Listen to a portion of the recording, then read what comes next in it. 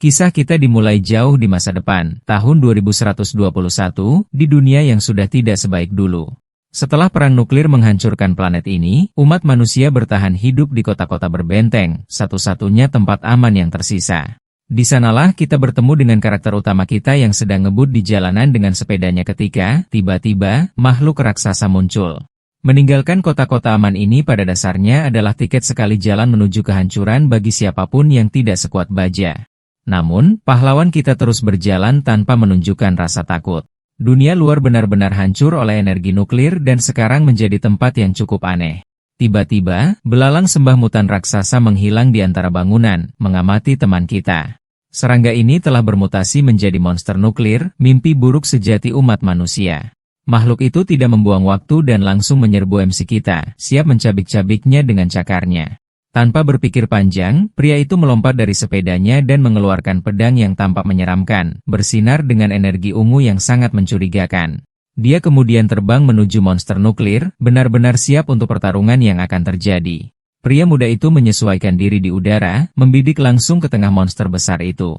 Dan dengan kecepatan yang mencengangkan, dia menebas makhluk itu berkali-kali dengan senjata energinya. Setelah menyingkirkan ancaman itu, dia mendarat dengan tenang, karena di dunia ini, teman, hanya yang terkuat yang bertahan. Untuk mengatasi panas di sekitar sini, Anda harus lebih kuat dan lebih kejam daripada makhluk mutan ini. Namun, perjuangan dunia ini jauh melampaui makhluk-makhluk yang telah kita lihat sejauh ini. Saat itu, seorang pria berjas di mobil lapis baja berhenti tepat di sebelah karakter utama kita. Pria muda berambut putih itu tampaknya mengikuti kendaraan itu karena alasan yang sangat spesifik. Dia kemudian menunjukkan semacam kartu kepada pria di balik kemudi. Melihat foto itu, pengemudi mengonfirmasi bahwa itu adalah rumah besar yang harus dia tuju. Mereka berdua berbagi seringai licik karena acara malam ini menjanjikan akan menjadi acara yang bagus. Tiba-tiba, orang tua itu muncul di luar mobil. Benar-benar bingung dengan situasinya. Dan di adegan berikutnya, kita melihat pria berjas itu semua diikat sementara pahlawan kita menatapnya dengan dingin. Pria muda itu kemudian mengambil pakaiannya dan mengenakan topeng untuk melakukan penyamarannya. Berpakaian lengkap, dia mendekati pintu rumah besar yang dia lihat di foto. Dia membuka pintu dan memasuki tempat misterius itu, yang tampak mewah murni, di bagian dalam. Begitu dia masuk, seorang wanita mengarahkan pistol ke kepalanya, tanpa bertanya. Dia ingin tahu siapa dia dan apa yang dia lakukan di sana, karena dia belum pernah melihatnya sebelumnya. Tepat setelah itu, wanita lain muncul dan memperingatkan bahwa jika dia mengambil satu langkah lagi, mereka akan mengurusnya. Setenang mungkin, pria muda itu memasukkan tangannya ke dalam saku dan menyuruh mereka untuk melihat lebih dekat. Dia kemudian menunjukkan benda emas dan para wanita benar-benar terpana olehnya. Resepsionis segera mengenali barang itu dan mengatakan bahwa dia adalah tamu VIP yang sangat istimewa. Pria muda itu mengatakan dia datang untuk bersenang-senang dan bahwa mereka sebaiknya tidak merusak malamnya. Mendengar ini, mereka berdua menyambutnya di tempat yang dikenal sebagai Padang Gurun Iden.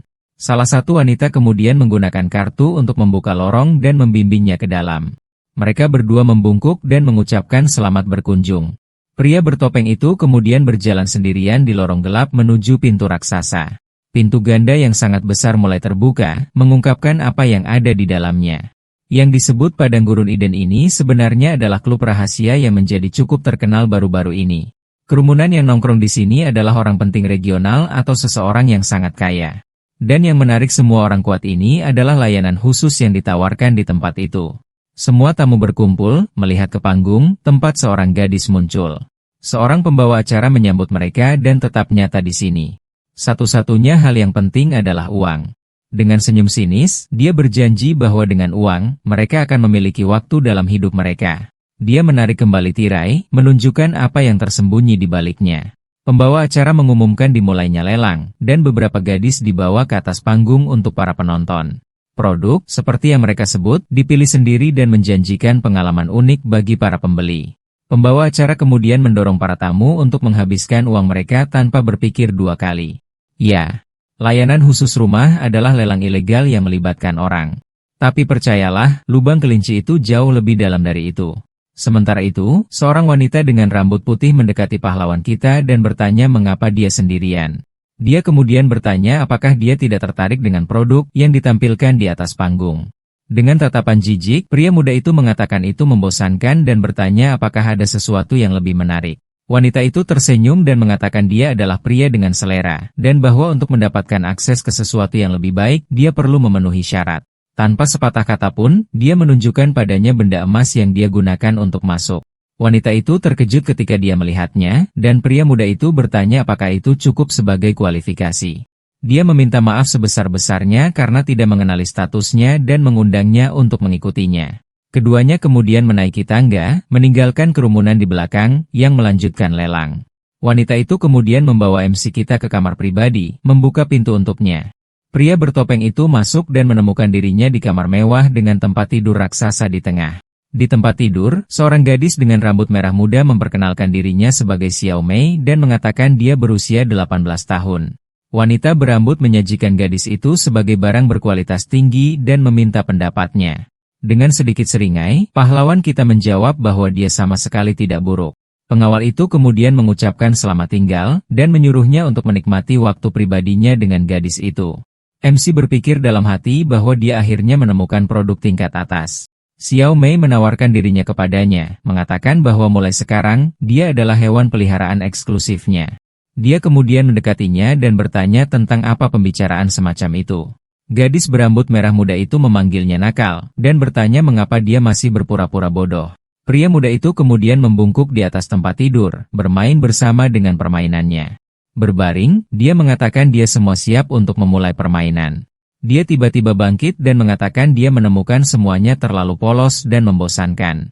Terkejut, dia bertanya apakah dia tidak menyukainya ketika dia memimpin. Pada saat itu, dia bertanya apakah dia lebih suka ketika dia sedikit lebih berani. Gadis itu berjanji dia akan sangat patuh dan bertindak patuh. Dia berbisik bahwa jika dia bukan gadis yang baik, dia dapat menerapkan, katakanlah, koreksi yang lebih intens. Dengan senyum misterius, dia bertanya apakah dia menyukai metode disiplin yang lebih menuntut. Wanita muda itu, dengan tatapan provokatif, menjawab bahwa dia suka merasakan sentuhan instrumen tuannya. Dia hanya mengatakan, bagus, dan dengan tegas mendorongnya menjauh, ekspresinya sekarang serius. Pahlawan kita mengeluarkan cambuk asli, yang selama ini dia sembunyikan. Dia lalu menantangnya untuk mencoba yang asli, dengan mengambil posisi menyerang. Tanpa ragu, dia mendaratkan pukulan dahsyat, yang membuat gadis itu menjerit tajam. Dia bertanya mengapa dia menyakitinya, dan bilang dia tidak akan bisa melayaninya kalau dia terluka. Dia menjawab dengan dingin bahwa dia seharusnya tahan, lagi pula jenisnya tidak mudah menyerah, kecuali dilenyapkan sepenuhnya. Dan sebagai puncaknya, dia menyebutnya wanita siluman, membuat gadis malang itu benar-benar terkejut dengan pengungkapan itu. Dengan marah, dia menuntut untuk tahu bagaimana dia bisa tahu dan bertanya apakah dia salah satu dari para nekrofag yang memburu jenisnya.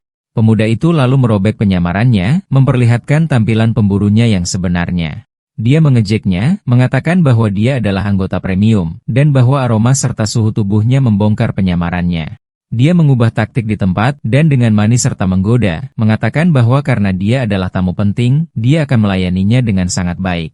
Lengannya berubah menjadi cakar dan dia memeluknya, mengatakan dia hanya ingin membuatnya nyaman. Tapi pahlawan kita tidak main-main dan melemparkannya dengan cambuk tepat saat dia mengungkapkan wujud monster aslinya. Makhluk itu terbang dan MC kita sudah bersiap untuk ronde berikutnya, tidak memberinya kesempatan untuk bernapas. Makhluk itu, dengan bingung, ingin tahu siapa dia sebenarnya dan bagaimana cambuk itu bisa menghancurkan penyamarannya.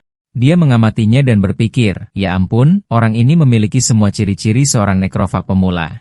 Jadi dia tidak mengerti bagaimana seorang pemula seperti dia memiliki senjata cambuk seperti itu. Dia dengan tenang menjawab bahwa dia hanyalah pemburu biasa yang mengambil misi untuk membasmi mereka semua. Dengan percaya diri, pemuda itu bahkan memberinya keringanan dan menyuruhnya untuk memanggil teman-teman kecilnya, karena melawan seluruh kru sekaligus akan menghemat waktunya. Siluman itu menjadi marah dengan sikapnya, tetapi dia tahu bahwa jika teman-temannya muncul, ceritanya akan berbeda. Dan seolah-olah sesuai dengan isyarat, sepatu hak tinggi yang bergaya memasuki tempat kejadian, mengumumkan bahwa kavaleri akhirnya tiba.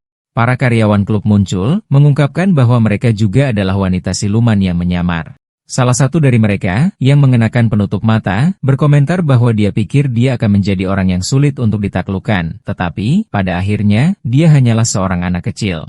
Yang berambut putih, dari resepsionis, menawarkan bantuan, karena pemuda itu tampaknya lebih dari yang bisa ditangani oleh rekannya. Resepsionis pertama yang kita lihat, yang berada di pintu, memperingatkan kelompok itu untuk tidak lengah, karena pria itu adalah seorang nekrofag.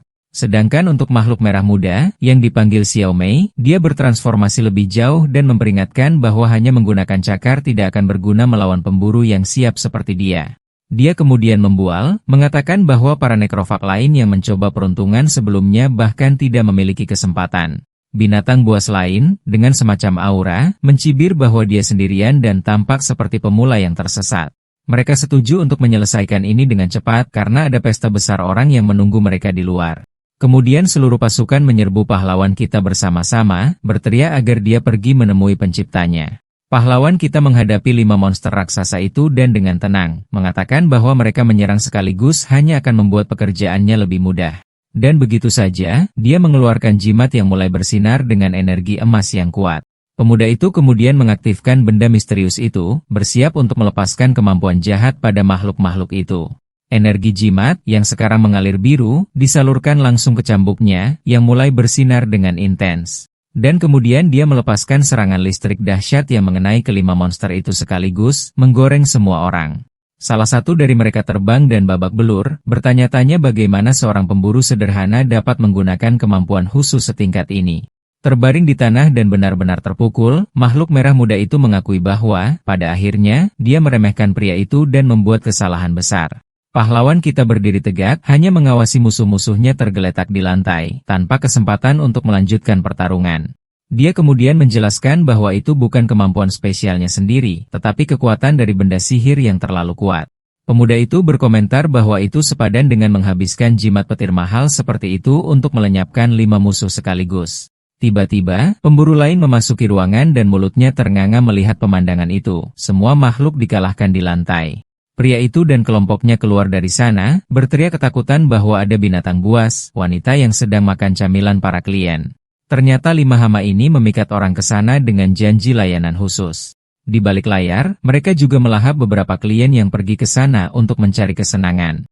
Wanita siluman ini jauh lebih maju daripada binatang nuklir biasa, sama cerdasnya dengan manusia. Pahlawan kita memperkenalkan dirinya sebagai Liu Xing, dan mengatakan misinya hanyalah untuk melenyapkan binatang buas dari tempat itu. Dia kemudian mengeluarkan inti nuklir dari makhluk yang dikalahkan, hadiah tambahan untuk misi yang berhasil. Di dunia ini, para pemburu dikelola oleh serikat dan menangani segala macam masalah. Kebanyakan dari mereka adalah manusia baru, sekelompok orang yang membangkitkan kekuatan karena radiasi.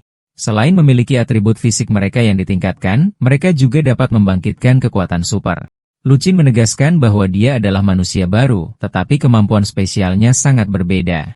Setelah menyelesaikan pekerjaan, MC kita melompat ke sepedanya dan keluar dari sana. Dalam kilas balik singkat, kita melihat dia adalah seorang yatim piatu yang dulu dipukuli dan kelaparan untuk bertahan hidup. Sampai suatu hari dia bertemu dengan penyelamatnya, kapten tim nekrofagenya, Fen Xiaoyu. Dia menemukan bahwa dia adalah manusia baru dan mengundangnya ke timnya, macan tutul kembar. Setelah bekerja keras dalam pelatihan, ia mencapai peringkat C, tetapi ia masih jauh dari anjing top peringkat S. Dia menemukan cara untuk menjadi lebih kuat menggunakan senjata yang, katakan saja, bukan berasal dari dunia ini. Kembali di kota, pemuda itu memarkir sepedanya di depan gedung tempat dia tinggal. Untuk memastikan keselamatannya, dia mengunci pintu dengan rantai gembok tugas berat. Pahlawan kita memasuki kamarnya, tempat yang sangat sederhana, yang merupakan kebalikan dari rumah mewah itu. Pemuda itu duduk di sudut ruangan, memegang benda hijau yang bersinar terang. Dia perlahan menutup matanya dan pingsan, setelah hari yang melelahkan. Matanya terbuka, dan sekarang satu berwarna ungu dan yang lainnya berwarna kuning. Ini adalah kemampuan manusia barunya yang spesial, yang memungkinkannya untuk melakukan perjalanan ke dunia lain. Tempat ini sangat berbeda dari dunia aslinya, dan dikenal sebagai alam abadi.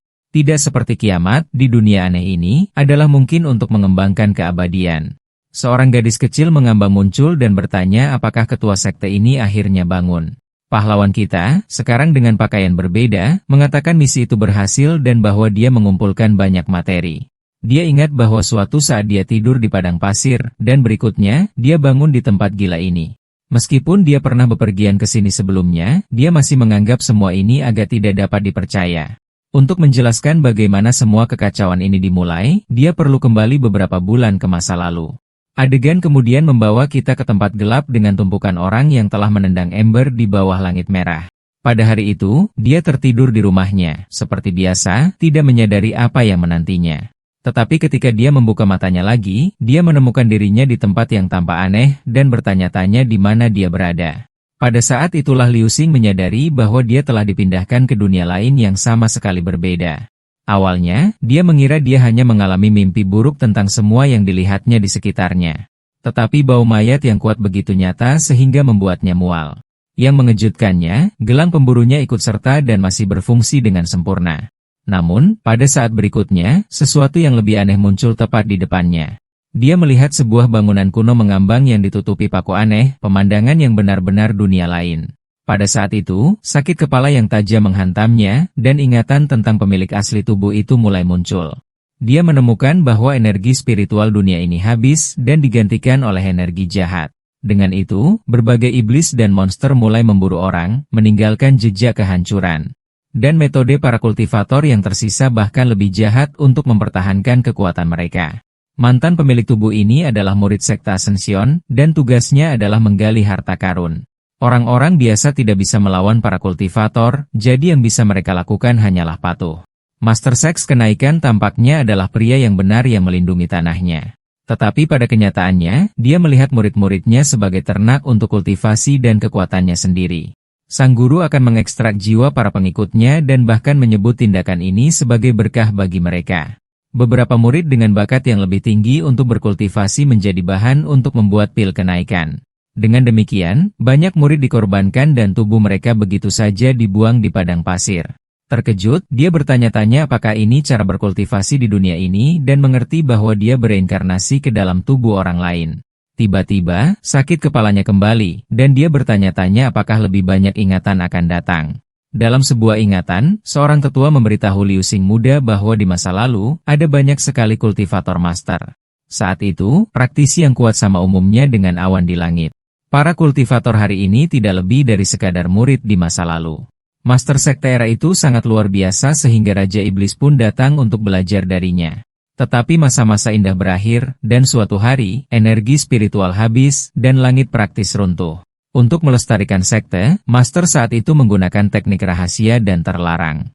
Teknik ini melindungi aula utama, tetapi sekte itu terkubur, menunggu seseorang untuk menghidupkannya kembali. Namun, dengan berakhirnya energi spiritual, energi jahat menyebar ke seluruh negeri. Sebagai pengganti yang lama, muncul kultivator baru yang menggunakan metode iblis untuk mendapatkan kekuatan. Karena itu, dunia saat ini disebut domain pemurnian abadi, dan kejahatan merajalela. Tetua mengatakan bahwa anak laki-laki itu adalah keturunan terakhir dari sekte, dan bahwa dia harus membangunkannya suatu hari nanti. Sayang sekali pemilik aslinya tertangkap sebelum menemukan pintu masuk, jadi warisannya menjadi miliknya sekarang. Tetua menginstruksikannya untuk menemukan reruntuhan sekte dan menggunakan gelang untuk membuka lorong. Kembali ke masa sekarang, pemuda itu mengikuti instruksi untuk mencari lokasi reruntuhan. Dia kemudian menyadari bahwa deskripsi itu sangat cocok dengan tumpukan mayat tempat dia pertama kali bangun. Tiba-tiba, gelang nekrofagnya berbunyi bip, mendeteksi energi nuklir yang kuat di bawah tanah. Dengan petunjuk baru ini, dia mulai mencari melalui tumpukan mayat untuk mencari sumber sinyal. Saat itu, dia menemukan sumur, dan kedua gelang itu bereaksi, menunjukkan pintu masuknya melalui sana. Saat dia turun, resonansinya semakin kuat, memastikan dia berada di jalur yang benar. Tetapi orang-orang yang terkubur di sana telah berubah menjadi monster dan mencoba meraihnya, membuat penurunannya menjadi sulit. Akhirnya, setelah berjalan jauh, dia mencapai dasar sumur misterius. Alarm gelang berbunyi seperti orang gila, dan dia menatap lubang gelap di depannya. Pada saat itu, tangan kerangka mulai muncul dari kegelapan lubang yang menakutkan. Dengan mata lebar, pahlawan kita menyadari sesuatu sedang mendekat. Dari kegelapan kemudian muncul monster kerangka raksasa dan sangat menakutkan. Tanpa membuang waktu, pemuda itu mengambil posisi bertarung, siap untuk bertarung. Dengan gerakan cepat, dia menyerbu maju dan mendaratkan pukulan kuat pada makhluk itu. Dia ingat pola ketukan yang diajarkan tetua kepadanya dan membaca mantra, menyentuh makhluk kerangka itu. Saat itu, mata kerangka mulai bersinar dengan intens, dengan cahaya yang sangat terang. Monster raksasa dan yang lebih kecil diselimuti energi biru dan hancur. Kerangka menjadi tengkorak mengambang dengan api biru yang berputar di sekelilingnya. Tengkorak mulai berputar dengan cepat, membentuk semacam portal. Dia mengerti bahwa monster itu adalah penjaga, dan bahwa portal itu adalah pintu masuk ke sekte kuno. Dengan senyum, dia tahu bahwa gelang giok adalah kunci untuk memasuki portal. Tanpa ragu-ragu, pahlawan kita berlari dan melompat langsung ke portal misterius. Kakinya melewati portal, dan dia dipindahkan ke sisi lain lorong. Di dalam portal, kita melihat beberapa tengkorak ungu menyatu dan meledak dengan energi. Sebuah kerangka bermeditasi di tengah energi ungu, menyerap semua kekuatan untuk dirinya sendiri. Energi kemudian berubah dan menutupi kerangka dengan baju besi emas yang berkilauan. Transformasi itu mengungkap makhluk emas dengan banyak lengan, tampak seperti dewa kuno. Akhirnya, pemuda itu mencapai tujuannya, di sisi lain dari lorong mistis. Dia sekarang menemukan dirinya di dalam struktur dengan tampilan yang sangat kuno.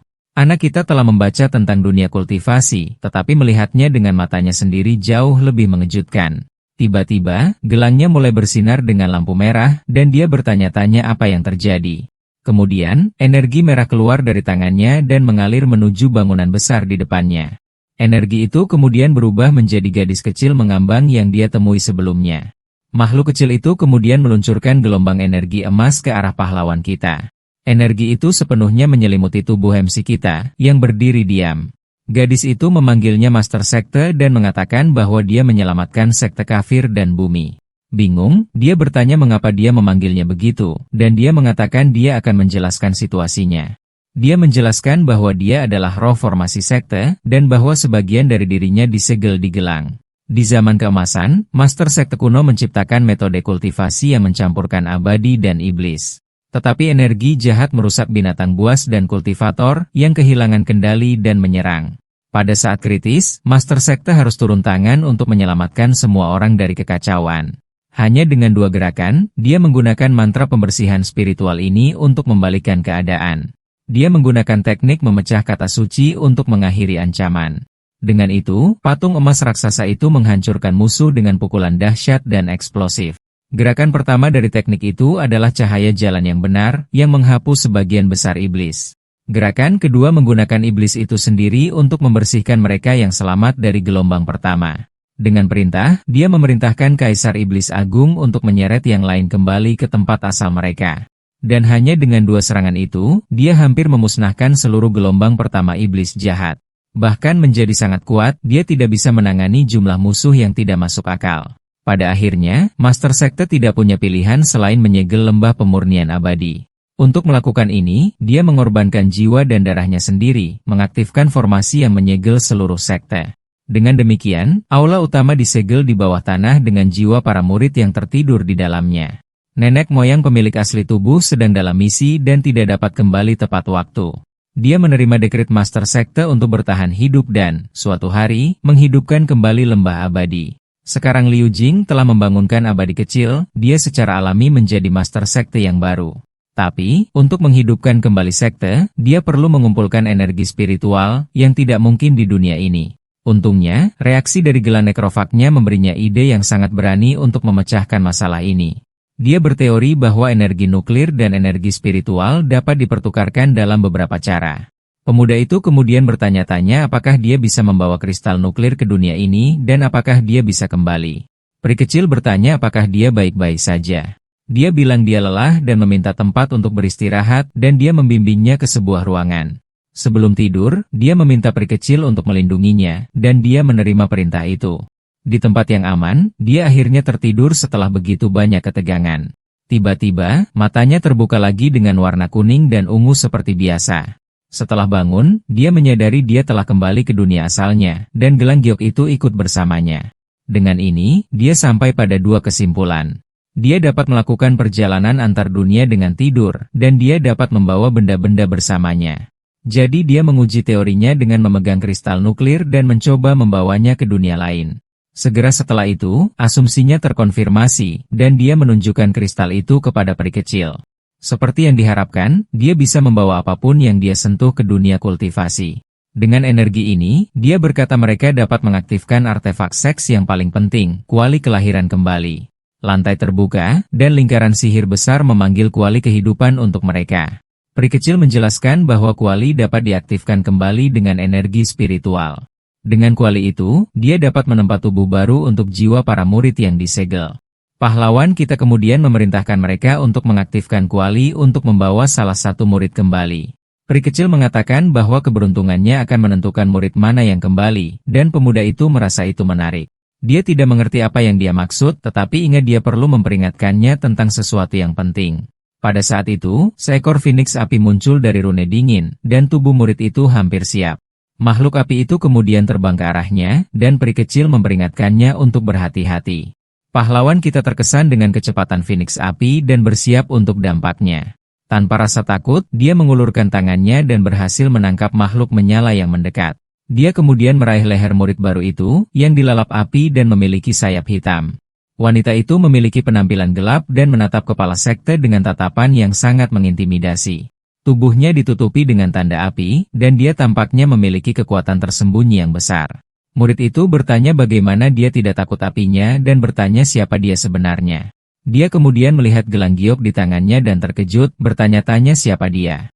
Pada saat itu, peri kecil menyuruh murid baru untuk menghormati tuan muda, dan dia menyambutnya. Pendatang baru masih curiga saat dia ingat tuan lama menguras kekuatannya dan pergi. Dia kemudian berteori bahwa dia mungkin reinkarnasi dari tuan dan memutuskan untuk menguji masa lalunya. Dengan sayap ungu yang megah, dia bertanya untuk alasan apa mereka membangunkannya dari tidurnya. Pahlawan kita menjawab dengan senyum bahwa itu agar dia bergabung dan membantu menghidupkan kembali sekte. Tetapi wanita itu menanggapi dengan jijik bahwa dia tidak tertarik untuk berpartisipasi dalam sesuatu yang begitu membosankan. Peri kecil menjadi marah dan mengancamnya karena tidak menghormati kepala sekte. Kemudian, murid itu berteriak agar dia tersesat dan melemparkannya dengan ledakan api. Dia mengatakan bahwa takdirnya adalah miliknya sendiri dan bahwa tidak ada yang akan mengendalikannya dalam kehidupan ini. Pada saat itu, gelang pemuda itu bersinar dan rantai energi keluar darinya. Rantai itu kemudian menjebak murid pemberontak dan menyetrumnya dengan kekuatan yang sangat besar. Dengan wanita itu dikalahkan, peri kecil terkejut bahwa dia tahu kemenangannya. Kutukan yang dia menjelaskan bahwa setelah memasuki aula, gelang itu beresonansi dengan jiwa-jiwa yang disegel di sana. Peri kecil kemudian mengingat sesuatu yang penting yang perlu dia katakan kepadanya. Dia mengungkapkan bahwa semua murid yang disegel sebenarnya adalah iblis dan monster yang kuat. Saat itu, dia mengerti bahwa Tuan Lama membutuhkan kartu truf untuk mengendalikan mereka semua. Dia melihat rantai itu dipindahkan ke tubuh baru dan yakin akan teorinya. Pemuda itu mengatakan dia hanya menarik gelang itu secara tidak sengaja dan mengaktifkan kutukan itu secara kebetulan. Murid itu kemudian memperkenalkan dirinya sebagai gagak api, roh api yang mendapatkan wujud manusia. Pemuda itu mengatakan dia hanyalah roh artefak dan mengancam akan mengubahnya kembali karena tidak berguna. Dalam keputusasaan, murid itu menjelaskan bahwa dia adalah artefak abadi tingkat tinggi untuk memurnikan barang. Dia kemudian menawarkan harta sihirnya yang disegel, memohon tuannya untuk menerimanya sebagai bukti. Tetapi pahlawan kita dan peri kecil tidak terkesan dengan ketulusannya dan mengucapkan selamat tinggal. Saat itu, wanita itu berjanji bahwa jika dia memiliki energi spiritual, dia dapat memurnikan lebih banyak harta untuknya. Pemuda itu kemudian berpura-pura menyerah dan setuju untuk memberinya satu kesempatan untuk membuktikan nilainya. Kembali di masa sekarang, kepala sekte membuka pintu untuk keduanya dengan sekantong kristal. Bertanya pada gagak api apakah energi spiritual dari kristal nuklir itu cukup. Murid itu kagum dengan jumlah energi dan memperhatikan bahwa batu itu berbeda. Dengan kristal di tangan, dia akhirnya memiliki kesempatan untuk memurnikan harta karun sekali lagi. Jadi dia mengatakan untuk segera memulai dan bersiap untuk menggunakan kemampuan apinya. Wanita itu menggunakan teknik pemurnian apinya untuk mulai mengerjakan kristal. Tangannya menyatu dan dilalap api, dia berteriak untuk mengaktifkan semua kekuatan pemurniannya. Kristal itu kemudian dikonsumsi oleh energinya untuk diubah menjadi harta karun baru. Pada akhirnya, dia membanggakan diri karena telah memurnikan jimat surgawi dari elang bayangan biru. Pemuda itu menganalisis jimat dan dari namanya, menyimpulkan bahwa barang tersebut dapat mengaktifkan kekuatan terbang. Murid itu kemudian menjawab bahwa untuk mendapatkan harta yang lebih baik, mereka perlu meningkatkan energi spiritual. Dia menggunakan seni pemurnian hartanya dalam versi super untuk menciptakan sesuatu yang baru. Kali ini, dia menunjukkan bahwa dia berhasil memurnikan benih yang mengkilap dan sangat misterius. Peri kecil mengenali benih itu dan mengatakan bahwa tanamannya sangat lezat. Tiba-tiba, murid api jatuh ke tanah, tampak lemah dan kehabisan energi. Dia menjelaskan bahwa dia lapar dan bahwa memurnikan harta karun menghabiskan banyak energi. Saat itu, wanita itu pingsan karena kelaparan di pelukan MC kita. Dia memeluknya dan mengatakan sepertinya dia pingsan karena kelaparan dan dia akan membawanya untuk beristirahat. Peri kecil memperingatkan bahwa dia akan pulih, tetapi masalah makanan perlu dipecahkan. Murid itu kemudian diistirahatkan sementara mereka memikirkan solusi. Pemuda itu ingat bahwa dia sudah mencoba membawa makanan ke dunia lain, tetapi eksperimen itu gagal. Dia mengatakan bahwa tanpa menyelesaikan masalah kelaparan, dia tidak dapat menghidupkan kembali murid lain, tetapi dia punya ide. Makhluk kecil itu mengatakan bahwa bahkan tanpa mengerti, dia akan melakukan apapun yang diputuskan tuannya. Tiba-tiba, kuali itu berguncang hebat, dan dia menjelaskan bahwa dua murid akan kembali. Dari kuali, kemudian muncul dua naga, satu putih dan satu ungu, yang saling bertarung. Pemuda itu kemudian menggunakan kutukan yin-yang-nya, dan rantai energi menjebak kedua naga itu. Dengan teriakan marah, dia memerintahkan keduanya untuk segera berhenti berkelahi dan patuh. Naga-naga itu kemudian berubah menjadi dua wanita, yang melanjutkan pertarungan dengan saling menjambak rambut. Tiba-tiba, bola api keluar dari sebuah ruangan, dan seorang wanita bertanya bagaimana dia bisa tidur dengan suara bising seperti itu. Murid api melihat dua gadis baru itu dan bergabung dalam kekacauan dengan tatapan kesal. Dia kemudian mengenali salah satu murid baru dan bertanya, terkejut, apakah itu benar-benar dia? Pahlawan kita dan si kecil bingung, tidak tahu siapa kedua pendatang baru itu. Murid api menjelaskan bahwa mereka adalah saudara perempuan terkenal dari klan naga. Rupanya, keduanya seperti api dan air, dan bahkan dihidupkan kembali bersama, mereka sudah memulai pertarungan baru. Si kecil abadi menyuruh keduanya untuk berhenti berkelahi dan berterima kasih kepada guru karena telah menghidupkan mereka kembali. Pada saat itu, para saudari terkejut mendengar kata guru dan menatap pemuda itu dengan bingung. Salah satu dari mereka mendekat dan menyentuh dadanya dengan ekspresi kagum dan terkejut. Dia berkomentar bahwa dia luar biasa dan merasakan energi spiritual yang kuat di tubuhnya. Dia menawarkan untuk membantunya dalam kultivasinya, karena dia adalah yang paling mahir dalam teknik. Wanita berambut menawarkan untuk mengajarinya teknik kultivasi ganda khusus. Mendengar ini, saudara perempuan yang lain marah dan meninjunya, mengatakan bahwa guru tidak membutuhkan ajarannya. Yang berambut merah membual tentang menjadi pembunuh seks top dan mengatakan bahwa dialah yang akan mengajarinya. Dia juga menawarkan dirinya untuk teknik kultivasi ganda khusus yang dia ketahui itu. Virekro kemudian menyarankan agar mereka dapat melakukannya bersama atau bertarung untuk melihat siapa yang menang. Mendengar itu, kedua saudari itu mulai berkelahi lagi untuk memutuskan siapa yang mendapatkan guru. Pemuda itu kesal dengan pertengkaran itu dan menyuruh keduanya untuk segera berhenti berdebat. Dia mengatakan masalah makanan lebih penting dan mengusulkan tantangan dengan benih. Yang berambut merah mengenali barang itu dan mengatakan itu adalah harta yang sangat langka untuk dilihat. Menurut legenda, pohon itu perlu dikubur di tanah jahat untuk menyerap esensinya. Kemudian, yang berambut biru menyela dan mengatakan penjelasan itu tidak berakhir di situ dan memiliki lebih banyak detail.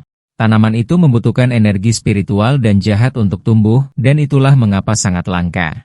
Dia menambahkan bahwa dia mendengar buah itu meningkatkan kultivasi dan bahkan memberikan kemampuan ilahi. Ketua sekte berpikir bahwa energi spiritual itu mudah, tetapi tanah jahat akan menjadi tantangan. Dia ingat bahwa alam yang menyeramkan penuh dengan roh jahat, tetapi dia belum pernah menemukan satupun sebelumnya. Dia kemudian meminta si kecil abadi untuk mengatur tempat bagi mereka bertiga untuk beristirahat. Pemuda itu perlu kembali ke kiamat untuk mengumpulkan lebih banyak kristal dan memurnikan harta. Dengan rencana dalam benaknya, ketua sekte muda itu akhirnya tertidur di kamarnya. Tiba-tiba, siluet seorang wanita dengan sepatu hak tinggi memasuki kamarnya. Bayangan dengan mata merah mendekatinya saat dia tidur dengan tenang. Kembali di dunianya, dia bangun dan melihat dia memiliki pesan dan panggilan tak terjawab dari kapten. Sebuah hologram dirinya muncul, bertanya mengapa dia tidak membalas panggilannya. Pemuda itu kemudian pergi ke gedung perkumpulan nekrofag untuk bertemu kaptennya. Dia menekan interkom dan bertanya-tanya apakah sesuatu yang serius terjadi sehingga dia menelepon berkali-kali. Pengenalan wajah mengonfirmasi identitasnya dan pintu terbuka baginya untuk masuk. Saat dia membuka pintu, hujan kotak makanan dan sampah tiba-tiba menimpanya. Pemuda itu putus asa melihat kekacauan itu dan meneriakkan nama kaptennya dengan keras. Dia kemudian melihat wanita itu pingsan di sofa, dengan ruangan yang benar-benar berantakan, dan bertanya apakah dia baik-baik saja. Wanita bernama Fen Xiaoyu berbalik dan bertanya apa yang dia lakukan di sana. Dia menjawab bahwa dia mengatakan dia punya sesuatu yang bagus untuknya, dan kapten menatapnya dengan menggoda. Kapten menjadi termenung dan meregangkan tubuh di sofa dengan ekspresi sangat malas. Dia duduk dan tampak bingung, bertanya-tanya hal baik apa yang bisa dia miliki untuknya. Tiba-tiba, ingat dan berkata dengan senyuman bahwa dia mendapatkan pekerjaan yang sangat besar. Dia membual tentang mendapatkan pekerjaan yang hebat dan tampak sangat bangga pada dirinya sendiri. Karena dia sangat sibuk, dia menawarkan kesempatan itu kepadanya sebagai bentuk pelatihan. Wanita itu memeluknya dan berjanji hadiahnya akan besar dan mereka akan membagi semuanya. Pada saat itu, Kapten mengatakan bahwa sebagai anggota tim nekrofag terkuat, dia tidak boleh buruk. Dengan senyum yang bertekad, pahlawan kita mengatakan dia ingin mengambil kesempatan untuk meningkatkan peralatannya. Kapten setuju dengan ide itu dan memberikan jempol dengan senyum di wajahnya. Dia kemudian memintanya untuk mensponsori beberapa dana dan menatapnya dengan ekspresi penuh harapan. Wanita itu berpikir sejenak tentang permintaannya dengan ekspresi yang sangat serius di wajahnya. Dengan senyum manis, dia menjawab bahwa, tentu saja tidak, dia tidak punya uang untuk diberikan kepadanya. Dia menjelaskan bahwa kemampuan manusia barunya adalah fisik manusia super dan dia tidak membutuhkan peralatan. Pemuda itu kemudian bersikeras dan meminta sedikit uang, karena dia mendengar gajinya cukup tinggi. Kapten menghela nafas dan memanggilnya Nave karena mempercayai rumor yang dia dengar. Dia menjelaskan bahwa peralatan bermain game lebih mahal, dan dia perlu membeli barang baru setiap bulan. Selain itu, konsol baru akan dirilis, dan dia khawatir dia tidak punya uang untuk membelinya. Pemuda itu ingat bahwa Kapten adalah pecandu internet dan seorang gamer hardcore. Dia menyadari dia tidak bisa mengandalkannya untuk ini, dan harus mencari tahu sendiri. Bahkan tanpa uang untuk peralatan, dia tidak pernah menolak misi yang diberikan Kapten kepadanya. Sejak dia masih kecil, orang tuanya telah meninggal karena kelaparan, dan dia selamat dengan mendapatkan makanan dari sampah.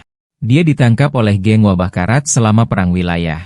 Salah satu anggota geng menangkapnya dan memutuskan untuk melatihnya sebagai tentara anak-anak. Namun, selama perampokan, mereka diserang oleh binatang nuklir, dan semua orang panik. Tetapi makhluk itu tidak memakannya, dan dia adalah satu-satunya yang selamat dari pembantaian yang terjadi. Sejak saat itu, dia terus bertahan hidup dengan menjadi target yang sulit untuk ditangkap orang lain. Dia terus berjuang untuk bertahan hidup dan melarikan diri dari berbagai bahaya dengan selisih rambut. Sampai suatu hari, dia bertemu dengan gelombang binatang nuklir untuk pertama kalinya dalam hidupnya. Saat dia berpikir keberuntungannya telah habis, dan dia akan dimakan oleh makhluk itu. Tanpa diduga, dermawannya muncul dan menyelamatkannya dari serangan binatang raksasa. Wanita itu memeluknya dan mengeluh bahwa gelombang binatang itu membuatnya kehilangan pertandingan peringkatnya. Dia menyuruh anak laki-laki itu untuk tetap di sana, dan mengatakan dia perlu menyelesaikan ini dengan cepat. Dengan mata bersinar, dia bersiap untuk menggunakan pukulan emasnya yang kuat melawan binatang buas. Kapten kemudian melemparkan pukulan lurus emas dengan kekuatan luar biasa dan menghancurkan. Dengan sekali pukul, dia mengalahkan semua monster, menyelesaikan misi 8 bintang. Dia kemudian mengundangnya untuk bergabung, dan dia menjadi satu-satunya anggota timnya. Kemudian pahlawan kita mengendarai motornya menuju lembaga penelitian untuk misinya. Sesampainya di sana, ia disambut oleh seorang pria dan 2 gadis yang menunggunya, memperkenalkan diri sebagai Dr. Shu, dan menjabat tangan RMC. Dia mengundang pemuda itu masuk dan duduk agar mereka bisa berbicara tentang misi tersebut. Salah satu gadis menawarinya teh, tetapi pemuda itu meminta rincian misi terlebih dahulu. Dokter menjelaskan bahwa lembaganya adalah organisasi amal yang membantu wanita buas.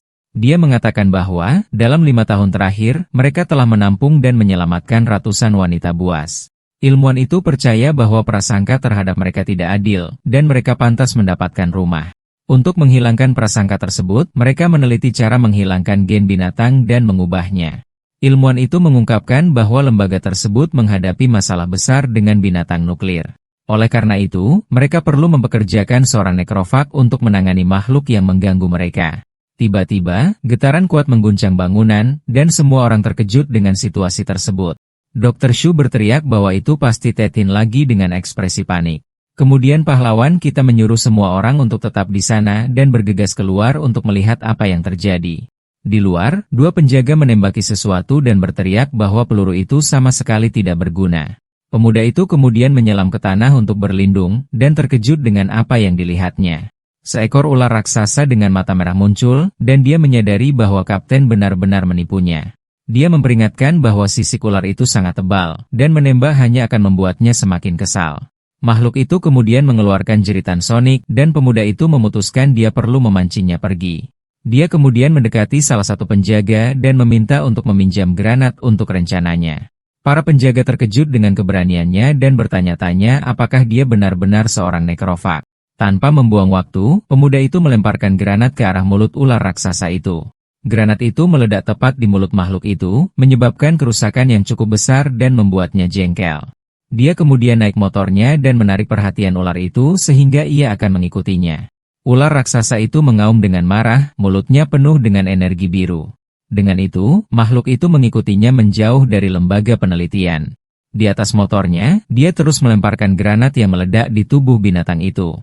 Pemuda itu bahkan menangis dengan gembira karena memiliki begitu banyak granat untuk digunakan dalam pertarungan. Dia memancing monster itu ke ngarai dan mengatakan pertarungan akan berakhir di sana. Dengan senyuman, dia melemparkan banyak granat ke arah ular itu, seperti hadiah kecil. Ular raksasa itu menghadapi semua bahan peledak yang jatuh ke arahnya. Serangkaian ledakan besar kemudian menelan tubuh makhluk raksasa itu.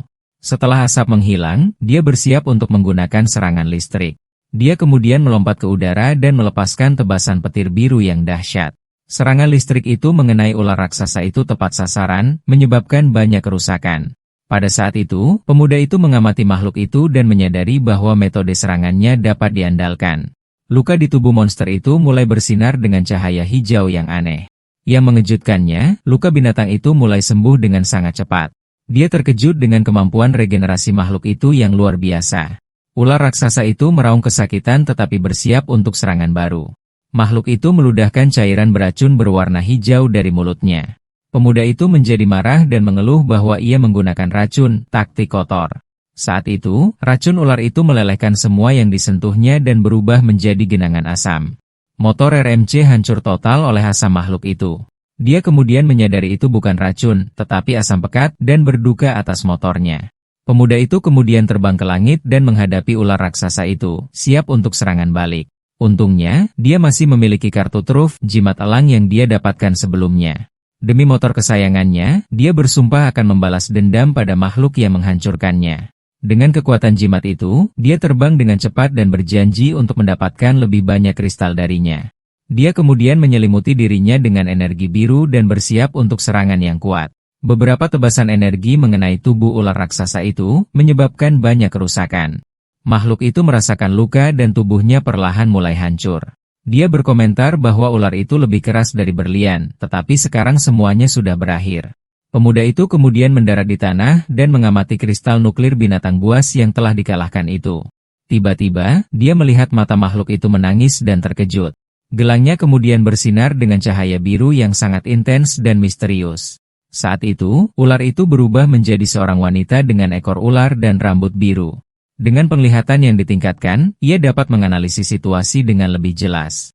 Dia kemudian bersiap untuk memberikan pukulan terakhir dan menyelesaikan misi sekali dan untuk selamanya. Dengan tebasan cepat dan tepat, ia menyelesaikan makhluk itu dengan pedang energinya. Tubuh wanita ular itu kemudian larut menjadi genangan cairan ungu di tanah. Kemudian, pemuda itu memberitahu dokter bahwa hanya ekor makhluk itu yang tersisa pada akhirnya. Ilmuwan itu berterima kasih padanya dan mentransfer hadiah $20.000 kepadanya. Pahlawan kita bertanya mengapa binatang nuklir raksasa muncul di daerah yang begitu aman. Dokter menjawab bahwa itu bukan hal yang aneh terjadi dan menyuruhnya untuk tidak khawatir. Ilmuwan itu kemudian menawarinya ditemani 2 gadis untuk sedikit bersantai. Tetapi pemuda itu menjadi curiga dan bertanya apakah lembaga itu menawarkan layanan semacam itu. Dia kemudian menuduhnya menawarkan layanan ilegal, dengan wanita buas dan menatapnya dengan marah. Dokter menjadi putus asa dan mengatakan itu semua konsensual, hanya ucapan terima kasih karena telah melindungi mereka. Dengan senyum nakal, dia punya ide berani dan meminta semua pelayan dibawa masuk. Dokter bingung tetapi setuju untuk segera mengatur para gadis untuknya. Kemudian pahlawan kita duduk di lantai dikelilingi oleh 6 wanita buas yang berpakaian sebagai pelayan. Mereka semua memperkenalkan diri dan berkata, mereka sangat senang bisa melayaninya. Gelang bersinar, dia mengatakan dia tidak merasakan apa-apa di sana. Happy vibe. Dia menyuruh mereka untuk berhenti berpura-pura dan bersiap untuk menggunakan kekuatan. Kutukan petir kemudian menyerang semua pelayan, yang berteriak kesakitan di lantai. Ilmuwan itu kemudian memasuki ruang rahasia, matanya bersinar secara misterius. Di dalam, dia mengamati beberapa tabung dengan wanita buas yang terperangkap untuk eksperimennya. Di tabung yang lebih besar, dia menyesal membuat putrinya menunggu karena monster nuklir itu. Dia kemudian mendekat dan berjanji bahwa dia akhirnya bisa menghidupkannya kembali. Tiba-tiba, pahlawan kita muncul dan berkata, "Jadi itu sebabnya monster itu menyerangku." Dokter itu kaget dan bertanya apa yang dia lakukan di ruang penyelamatan mereka. Muak dengan kebohongan, pemuda itu melayangkan pukulan kuat ke ilmuwan itu, penuh amarah. Dokter itu kemudian menyerah berpura-pura dan berkata, karena dia bersikeras ikut campur, dia akan menunjukkan kartunya. Dengan senyum jahat, ilmuwan itu mengungkapkan bahwa dia menekan tombol alarm di teleponnya. Para pelayan berdiri dengan mata merah dan mengelilinginya, siap menyerang atas perintahnya. Tetapi pemuda itu mengungkapkan bahwa dia telah kehilangan kendali atas mereka dan menunjukkan kalung yang rusak. Dokter itu terkejut karena melepas kalung itu seharusnya membuat kepala mereka meledak. Kemudian, pemuda itu mengatakan monster, para wanita sekarang adalah rakyatnya, dan telah memberitahunya semua rahasia kotornya. Dia mengungkapkan bahwa para ilmuwan memikat wanita monster ke institut dan memenjarakan mereka di sana. Kalung elektronik dapat mengirimkan kejutan atau bahkan membuat kepala mereka meledak. Dia menggunakan wanita monster sebagai kelinci percobaan untuk obat peningkat terlarang. Pahlawan kita menghadapinya, mengatakan bahwa dialah yang menyakiti monster, wanita yang dia klaim paling dia lindungi. Putus asa, dokter itu menyangkal segalanya dan mengatakan dia melakukan semua itu karena apa yang terjadi hari itu. Dalam kilas balik, dia menjelaskan bahwa dia ingin membantu wanita monster dan tidak tahan melihat mereka ditindas. Di gang yang gelap, dokter muda itu bersiap untuk menyerang seorang pria dengan batu bata. Dengan pukulan langsung, dia memukul kepala pria itu untuk melindungi seorang wanita monster. Dia kemudian menjemputnya dan membawanya ke tempat yang aman, jauh dari bahaya kota. Dia menjadi ahli biologi, menikah, dan memiliki putrinya sendiri dengan istrinya. Setelah bertahun-tahun meneliti, ia akhirnya berhasil memecahkan kode genetik wanita monster. Tetapi semuanya berantakan ketika dia menerima panggilan putus asa dan bergegas keluar dari lab. Para wanita monster kehilangan akal karena obatnya, dan pada saat dia tiba, semuanya sudah terlambat. Putus asa, dia memeluk putrinya yang terluka dan berjanji dia tidak akan melepaskannya.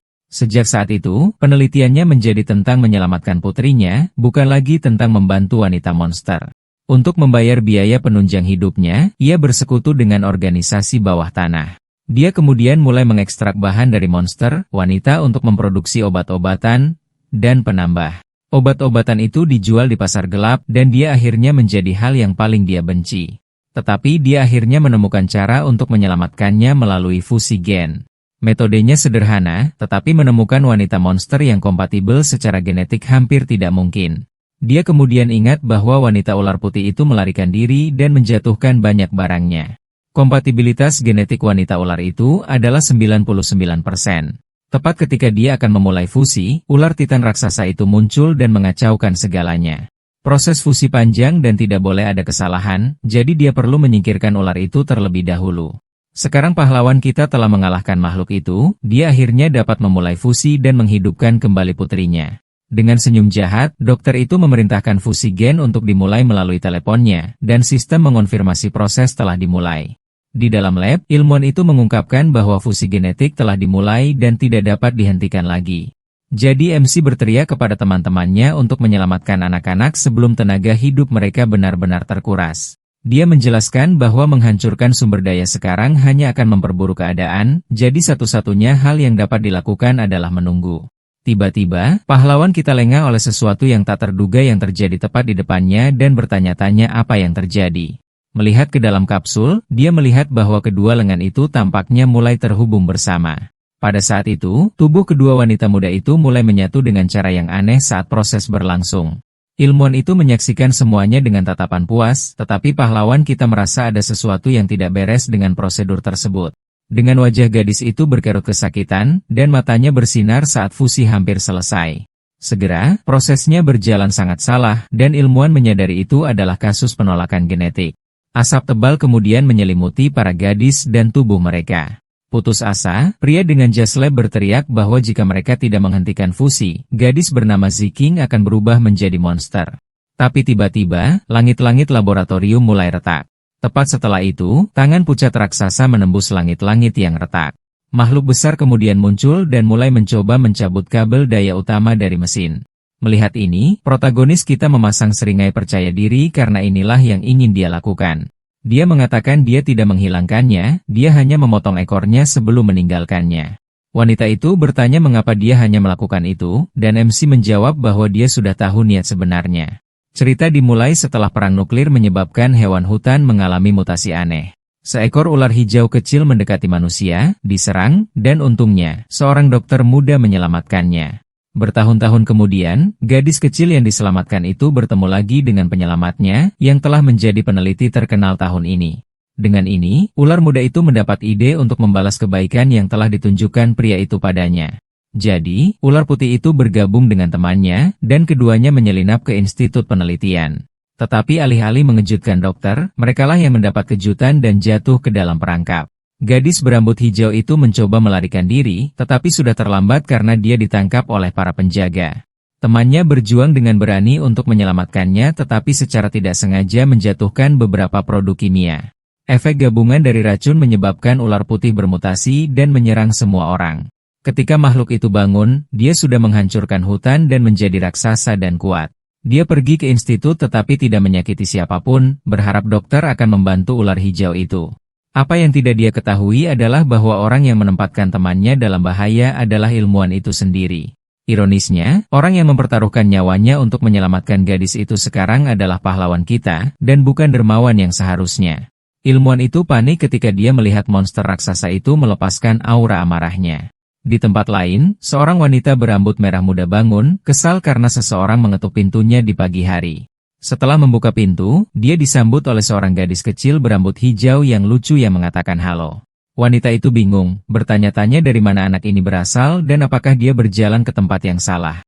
Tepat setelah itu, pahlawan kita muncul dan mengatakan dia kembali dari misi dengan hadiah yang tak terduga. Beberapa jam sebelumnya, eksperimen itu terganggu berkat upaya ular titan putih yang membebaskan mereka. Kegagalan prosedur, Juking, putri dokter itu, secara mengejutkan sadar kembali. Setelah bangun, wanita muda itu mengungkapkan kebenaran yang mengejutkan kepada ilmuwan yang memeluknya. Dia mengatakan kepadanya bahwa pembunuh sebenarnya dari keluarganya adalah sosok bayangan yang ditutupi tentakel. Saat ini, dokter menyadari bahwa dia menyalahkan orang yang salah dan menyebabkan kerusakan yang mengerikan karena obsesinya. Harapan terakhirnya adalah menggabungkan gen gadis itu, tetapi daya lab tiba-tiba padam. Untuk menyediakan energi, protagonis menggunakan jimat guntur terakhirnya untuk perbaikan genetik. Meskipun itu adalah pilihan terakhirnya, dia tahu bahwa menyelamatkan wanita muda itu adalah prioritas utamanya. Kembali ke masa kini, dia selesai menjelaskan cerita pada wanita berambut merah muda di ruangan yang berantakan. Dia kemudian bertanya apakah hadiah dari misi itu adalah gadis kecil setengah manusia, setengah binatang di pangkuannya. Dia menjelaskan bahwa jika gadis itu ditinggal sendiri, dia mungkin tidak akan berhasil, jadi dia ingin melatihnya untuk bergabung dengan tim mereka. Mitra kerjanya kemudian menerima ide itu dan memutuskan untuk memberi nama pendatang baru itu, karena dia akan tinggal bersama mereka sekarang. Dia menamainya Leopard kecil, tetapi gadis itu mengatakan dia sudah punya nama, dan pahlawan kita menganggap nama panggilan itu aneh. Wanita berambut merah muda itu memperingatkan bahwa tidak ada yang mendapat tumpangan gratis di sana, jadi gadis kecil itu akan mengurus semua pekerjaan rumah. Tepat setelah menyelesaikan masalah dengan pendatang baru, pahlawan kita pergi tidur, sambil memeluk kristal ular nuklir besar. Dia kemudian bangun dan menyadari rambutnya tumbuh sangat banyak dalam semalam. Saat ini, pria itu benar-benar terkejut tanpa tahu apa yang terjadi. Mendongak, dia melihat seorang wanita dan bertanya apa yang dia lakukan di atasnya seperti itu. Dia menjawab bahwa dia ingin berlatih kultivasi khusus dengannya untuk memulihkan dan memperbaiki harta yang lebih baik. Pahlawan kita memiliki kilas balik dari mereka berdua bertukar kekuatan dan bertanya-tanya apa itu kultivasi ganda. Wanita muda itu mengatakan bahwa karena dia mendapat manfaat dari pertukaran kekuatan, dia sekarang perlu menunjukkan padanya hasilnya. Mitra kerjanya meminta pemimpin sekte untuk menggunakan kristal untuk memurnikan harta tingkat tinggi. Wanita itu kemudian menggunakan kemampuannya dan menciptakan semacam roh ungu dan gelap di tangannya.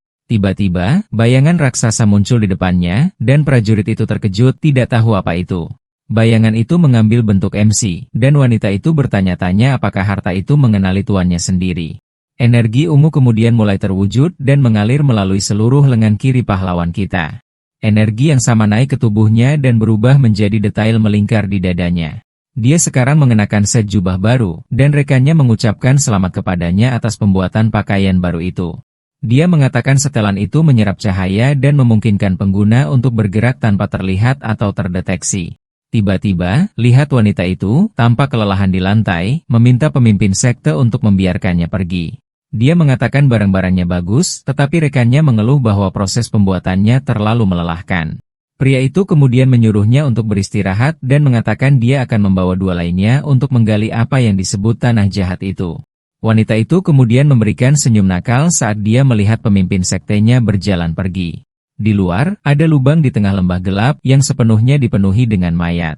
Dari lubang ini muncul seorang wanita berambut putih yang akhirnya menghirup udara segar setelah berabad-abad. Saat ini, seorang gadis berambut merah mengeluh tentang bau itu, dan pahlawan itu menyuruh mereka untuk berhenti berkelahi dan bergegas. Salah satu wanita kemudian mengambil sedikit kotoran dari tanah untuk menganalisanya dan melihat apakah tanah itu berguna. Wanita berambut merah itu menjelaskan bahwa bumi di sini tidak berguna karena belum menyerap kebencian. Tiba-tiba, salah satu gadis melihat sesuatu dan memperingatkan bahwa ada makhluk yang datang ke arah mereka. Yang berambut putih kemudian menyuruh semua orang untuk bersembunyi karena ada sesuatu yang sangat dekat dengan mereka. Makhluk aneh muncul di puncak gunung mayat. Monster itu meregangkan lehernya dengan aneh dan tampaknya menangkap aroma yang berbeda di udara. Dia mengubah wujudnya dan mengatakan dia mencium bau orang hidup tetapi tidak dapat menemukan siapapun di dekatnya. Saat ini, makhluk itu pergi karena perlu menemukan murid baru sebelum digunakan sebagai korban. Setelah dia menjauh, pahlawan kita menggunakan kemampuannya dan muncul dari tumpukan mayat tanpa terlihat. Dia kemudian membatalkan mantra tembus pandang dan melepaskan tudung jubah bayangan barunya yang kuat. Dia berkomentar bahwa makhluk itu sedang mencari murid baru. Setelan barunya menyelamatkannya dari konfrontasi langsung dengan wanita yang tampak aneh itu. Penampilan monster itu juga membantunya mencari tahu di mana menemukan tanah jahat yang sebenarnya yang dia cari. Makhluk sebelumnya membimbing sekelompok orang ke gerbang, mengatakan bahwa di sana mereka akan menemukan kebahagiaan abadi. Kedua wanita itu menyusup ke dalam kelompok, dan salah satu dari mereka bertanya apakah masuk ke sana tidak hanya berjalan ke dalam perangkap. Yang berambut putih mengatakan padanya untuk tidak khawatir, karena dia sudah memiliki rencana, dan tuannya hanya perlu mengikutinya.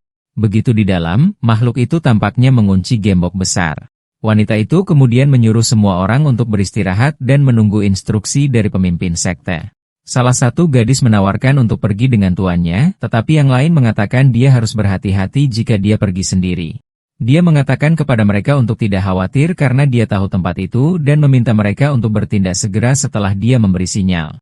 Tempat itu berada di bawah mantra, dan semakin lama seseorang tinggal di sana, semakin intens distorsi spasial menjadi. Menurut ingatan pemilik sebelumnya, tempat yang dia cari seharusnya berada di ujung lorong itu. Tiba-tiba, dia mendengar suara dan dalam bentuk kucingnya, bulunya berdiri tegak. MC merasakan tekanan jahat dan mendapatkan merinding besar dari kehadiran yang mendekat. Makhluk kulit dengan leher panjang muncul dan menatapnya dengan mata ungu kosongnya yang cerah. Monster itu tidak melihatnya karena kucing itu menggunakan tembus pandang, dan makhluk itu bertanya-tanya mengapa tidak ada seorang pun di sana. Mantra itu menguras banyak energi, dan karena kultivasinya rendah, dia perlu bergegas sebelum dia benar-benar terkuras. Dia akhirnya mencapai tujuannya dan menemukan sebuah gua yang dipenuhi dengan sosok dan mayat yang aneh. Dua makhluk aneh membimbing orang-orang ke portal, menjanjikan kehidupan tanpa rasa sakit atau penderitaan. Tetapi kucing itu tahu kisah naik ke tempat yang lebih baik ini sebenarnya adalah penipuan besar. Tempat itu adalah tungku pengorbanan jiwa, yang dipenuhi dengan energi jahat dan kebencian. Api jahat tungku itu sedingin es tetapi menyebabkan sensasi terbakar yang hebat saat disentuh. Dia mengambil sebagian tanah dan memutuskan untuk pergi sebelum energinya benar-benar terkuras.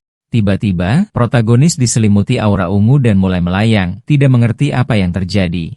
Dia bertanya-tanya apakah tungku itu memengaruhi lebih dari sekadar jiwa. Seperti yang diharapkan, energi spiritualnya habis, dan dia tidak dapat lagi mempertahankan wujudnya. Aura ungu menariknya ke bawah, dan dalam wujud manusianya, dia percaya bahwa ajalnya akhirnya tiba. Dia mencoba melawan dengan sekuat tenaga, tetapi daya Isa Pilar itu terlalu kuat. Jiwa-jiwa itu mengelilinginya, dan dia menyadari bahwa jika ini terus berlanjut, dia akan dimurnikan oleh tungku pengorbanan jiwa. Tanpa pilihan lain, prajurit itu bersiap untuk menggunakan busurnya, tetapi sesuatu yang tidak terduga terjadi. Tiba-tiba, roh berwarna hijau muncul dan menyentuhnya, bertanya apakah prajurit itu benar-benar dapat melihatnya. Dia terkejut dan bertanya bagaimana jiwa seperti dia tidak dimurnikan dan juga siapa dia. Wanita itu menyuruhnya diam dan mengungkapkan bahwa dia berbeda dari yang lain karena dia adalah roh artefak dari tungku itu. Dia mengatakan kemampuannya luar biasa dan karena auranya tidak jahat, dia mengusulkan sebuah kesepakatan. Wanita muda itu memperkenalkan dirinya sebagai Xiao Jing dan mengungkapkan bahwa dia adalah harta karun penjaga dari sekte kuno bernama Zuan Dan. Kemampuannya memungkinkannya untuk memurnikan setan dan monster, mengubahnya menjadi berbagai pil abadi. Selain pil untuk kultivasi, dia juga bisa memurnikan barang-barang langka yang memberikan kemampuan ilahi. Namun, kedamaian tidak bertahan lama karena kesengsaraan jahat menghancurkan sekte itu, dan dia jatuh ke tangan yang salah. Leluhur Wudong menyegelnya dan mengubahnya menjadi tungku pengorbanan jiwa untuk memurnikan pil jahat. Wanita itu meminta bantuan untuk melepaskan jarum ilahi yang menjepitnya agar dia akhirnya bisa bebas. Dia menawarkan untuk menjadi roh artefaknya dan memenuhi semua permintaannya. Pahlawan kita menjadi bingung dan menyuruhnya untuk berhenti berbicara tentang pembayaran dan hanya mengkonfirmasi satu hal terlebih dahulu. Dia menyebut pilar besar itu, dan wanita muda itu membenarkan bahwa itu adalah jarum dewa yang menahannya. Pria itu bilang dia tidak punya pilihan karena jika dia tidak membantunya, dia juga akan terjebak selamanya. Dia bilang hanya dengan mencabut pilar, yang merupakan badan utama jarum, dia bisa dibebaskan. Dia meyakinkannya dengan mengatakan dia tidak menginginkan tubuhnya, dan saat ini, tidak tahu bagaimana mengeluarkannya dari situasi ini. Jadi dia mendekat dan menyentuh protagonis. Kemudian, gadis itu menariknya dari pilar dan memeluknya. Dia menyuruhnya untuk tidak melepaskan diri dulu, atau dia akan tersedot kembali, dan memintanya untuk menyerahkan sisanya padanya. Dengan itu, pahlawan kita memanggil harta tianyuannya yang hebat untuk membantu dalam pemindahan yang sulit. Pedang raksasa itu kemudian menghantam pilar, tetapi memantul. Keduanya terdiam sejenak saat mereka memproses betapa sulitnya tugas di depan. Untuk ini, dia memanggil cambuk kata sejati, bersiap untuk menggunakan seluruh kekuatannya. Prajurit itu kemudian menggunakan cambuknya untuk mencoba mencabut pilar energi yang sangat besar, tetapi tidak terjadi apa-apa. Roh itu bertanya apakah Hemsi baik-baik saja, dan dia mengatakan dia harus menggunakan pil api gagak yang telah dia perbaiki. Pria itu berpikir dia ingin menyimpan barang-barangnya, tetapi menggunakan satu untuk membantu gadis itu sepertinya sepadan. Tetapi dia mengoreksi dirinya sendiri dengan mengatakan dia bukan hanya seorang gadis, tetapi sebuah wadah yang dapat menciptakan lebih banyak barang. Dengan ledakan kekuatan, prajurit itu akhirnya berhasil memecahkan pilar energi besar itu. Dia bertanya mengapa tubuhnya begitu panas, dan dia menjawab bahwa efek pil mulai bekerja. Dengan seluruh kekuatannya, dia meraih pilar energi dengan tangan kosong, menyebabkan retakan dengan jari-jarinya. Dia berusaha sekuat tenaga untuk mencabut jarum dewa yang menjebak gadis itu di tempat gelap itu. Prajurit itu akhirnya menghancurkan pilar rantai, dan roh muda itu sekarang benar-benar bebas. Wanita itu sekarang bebas dari rantai, dan tubuhnya kembali normal saat jarum dikeluarkan dari dadanya. Wanita muda itu memeluknya sebagai rasa terima kasih, tetapi prajurit itu bingung dengan reaksi roh itu. Dia mengabaikan ancaman itu dan berpikir bahwa prioritasnya sekarang adalah mencari cara untuk keluar dari seluruh tempat ini. Tiba-tiba, makhluk aneh muncul, memanggilnya pencuri dan mengatakan dia tidak akan keluar dari sana hidup-hidup. Sementara itu, makhluk aneh itu muncul dan mengamati, bertanya-tanya mengapa pencuri itu terlihat begitu familiar. Pada saat ini, pahlawan kita menyadari mereka membuat terlalu banyak kebisingan dan akhirnya membangunkan kultivator aroma sumsum. Seni rahasia mereka mengubah mereka menjadi monster dan dia hanya punya satu kesempatan untuk melenyapkan semua musuh. Pada saat ini, makhluk itu mengingat sesuatu dan berkata, dialah yang membuangnya terakhir kali mereka bertemu. Dia terkejut pencuri itu masih hidup dan bertanya-tanya bagaimana dia selamat dari tungku jiwa. Dia memohon kepada wanita abadi itu untuk mengampuni hidupnya. Entitas jahat itu menatapnya dan bertanya harta apa yang dia bawa untuk dia lihat dan apakah dia bisa mendapatkan keuntungan darinya. Tiba-tiba, pria itu melihat celah dan bersiap untuk menyerang dengan tinju berapinya, tidak akan menyia-nyiakannya. Pahlawan kita kemudian menembakkan sinar api yang kuat ke makhluk itu menggunakan seluruh kekuatannya dalam serangan itu. Ledakan besar, makhluk aneh itu hancur ke tanah, dan versi kecilnya menjadi marah. Monster di tanah itu melihat cahaya keemasan datang dari dadanya dan bertanya-tanya apa cahaya itu. Xiao Jing menjelaskan bahwa itu adalah tulang harum sumsum emas, dan semua kekuatannya tersimpan di dalamnya. Prajurit itu kemudian meraih barang itu, dan roh itu menyuruhnya untuk mengambilnya dan pergi. Dia mengatakan efek pil kekuatan telah hilang, tetapi dia mendapat hadiah tambahan dan memutuskan untuk pergi. Untungnya, energi spiritual pahlawan kita telah pulih, dan dalam wujud kucingnya, dia berencana untuk berkumpul kembali. Tubuh makhluk itu hancur, dan jiwanya berubah menjadi lalat, bersumpah untuk membalas dendam pada pahlawan kita. Sementara itu, teman-temannya menunggu di luar, dan salah satu dari mereka mengeluh bahwa mereka tidak memiliki rasa bahaya. Wanita berambut merah mengeluh bahwa yang lainnya tidur seperti kayu di tempat berbahaya seperti ini. Jiwa seperti lalat itu kemudian mendekati wanita berambut merah. Jengkel dengan serangga yang berdengung, dia mencoba memukul lalat itu dan mengeluh dari mana asal serangga ini. Dengan itu, makhluk itu mendekati tubuh wanita berambut putih yang tidur di tanah. Lalat itu mendarat di wajah gadis yang sedang tidur itu dan mengatakan bahwa wadah ini lumayan juga. Si rambut merah tidak tertipu dan menyiapkan tamparan kuat untuk memukul lalat itu. Pukulan langsung, dia berhasil menjatuhkan lalat, jiwa dari wajah temannya. Wanita berambut kemudian bangun dengan bingung dan bertanya-tanya apa yang terjadi karena dia merasakan pukulan yang kuat. Pada saat ini dia khawatir, berpikir pemimpin sekte mungkin dalam masalah dan jika pertempuran sudah dimulai. Si rambut putih bangun dan menyuruh temannya untuk tenang, tetapi yang lain memperhatikan perilakunya yang aneh. Temannya mengatakan kelabang itu terampil, dan mereka harus menggunakan itu untuk melarikan diri dan kemudian melenyapkannya. Pahlawan kita memberitahu mereka bahwa dia mendapatkan elemen bumi dan menyuruh keduanya untuk menemuinya di pintu keluar. Tiba-tiba, makhluk aneh muncul dan memuji wanita itu, mengatakan dia menyukai gadis nakal seperti mereka. Dia memperkenalkan dirinya sebagai kelabang, dan mengundang keduanya ke kamarnya, yang jauh lebih nyaman. Temannya mengatakan kelabang itu terampil, dan mereka harus menggunakan itu untuk melarikan diri, dan kemudian melenyapkannya. Dengan wajah memerah, monster itu mengatakan dia menyukai cara dia berbicara. Wanita itu kemudian melompat dan memberikan tendangan kuat ke kelabang, menyuruhnya untuk bersikap baik. Monster itu terlempar dengan kekuatan besar dan berceceran di tanah setelah tendangan kuat gadis itu. Si rambut merah mengatakan dia lelah berbicara dan ingin bertarung, tetapi temannya mengeluh bahwa dia membocorkan penyamaran mereka. Si rambut putih setuju untuk bertarung dan mengatakan untuk membagi harta yang diberikan pemimpin sekte kepada mereka.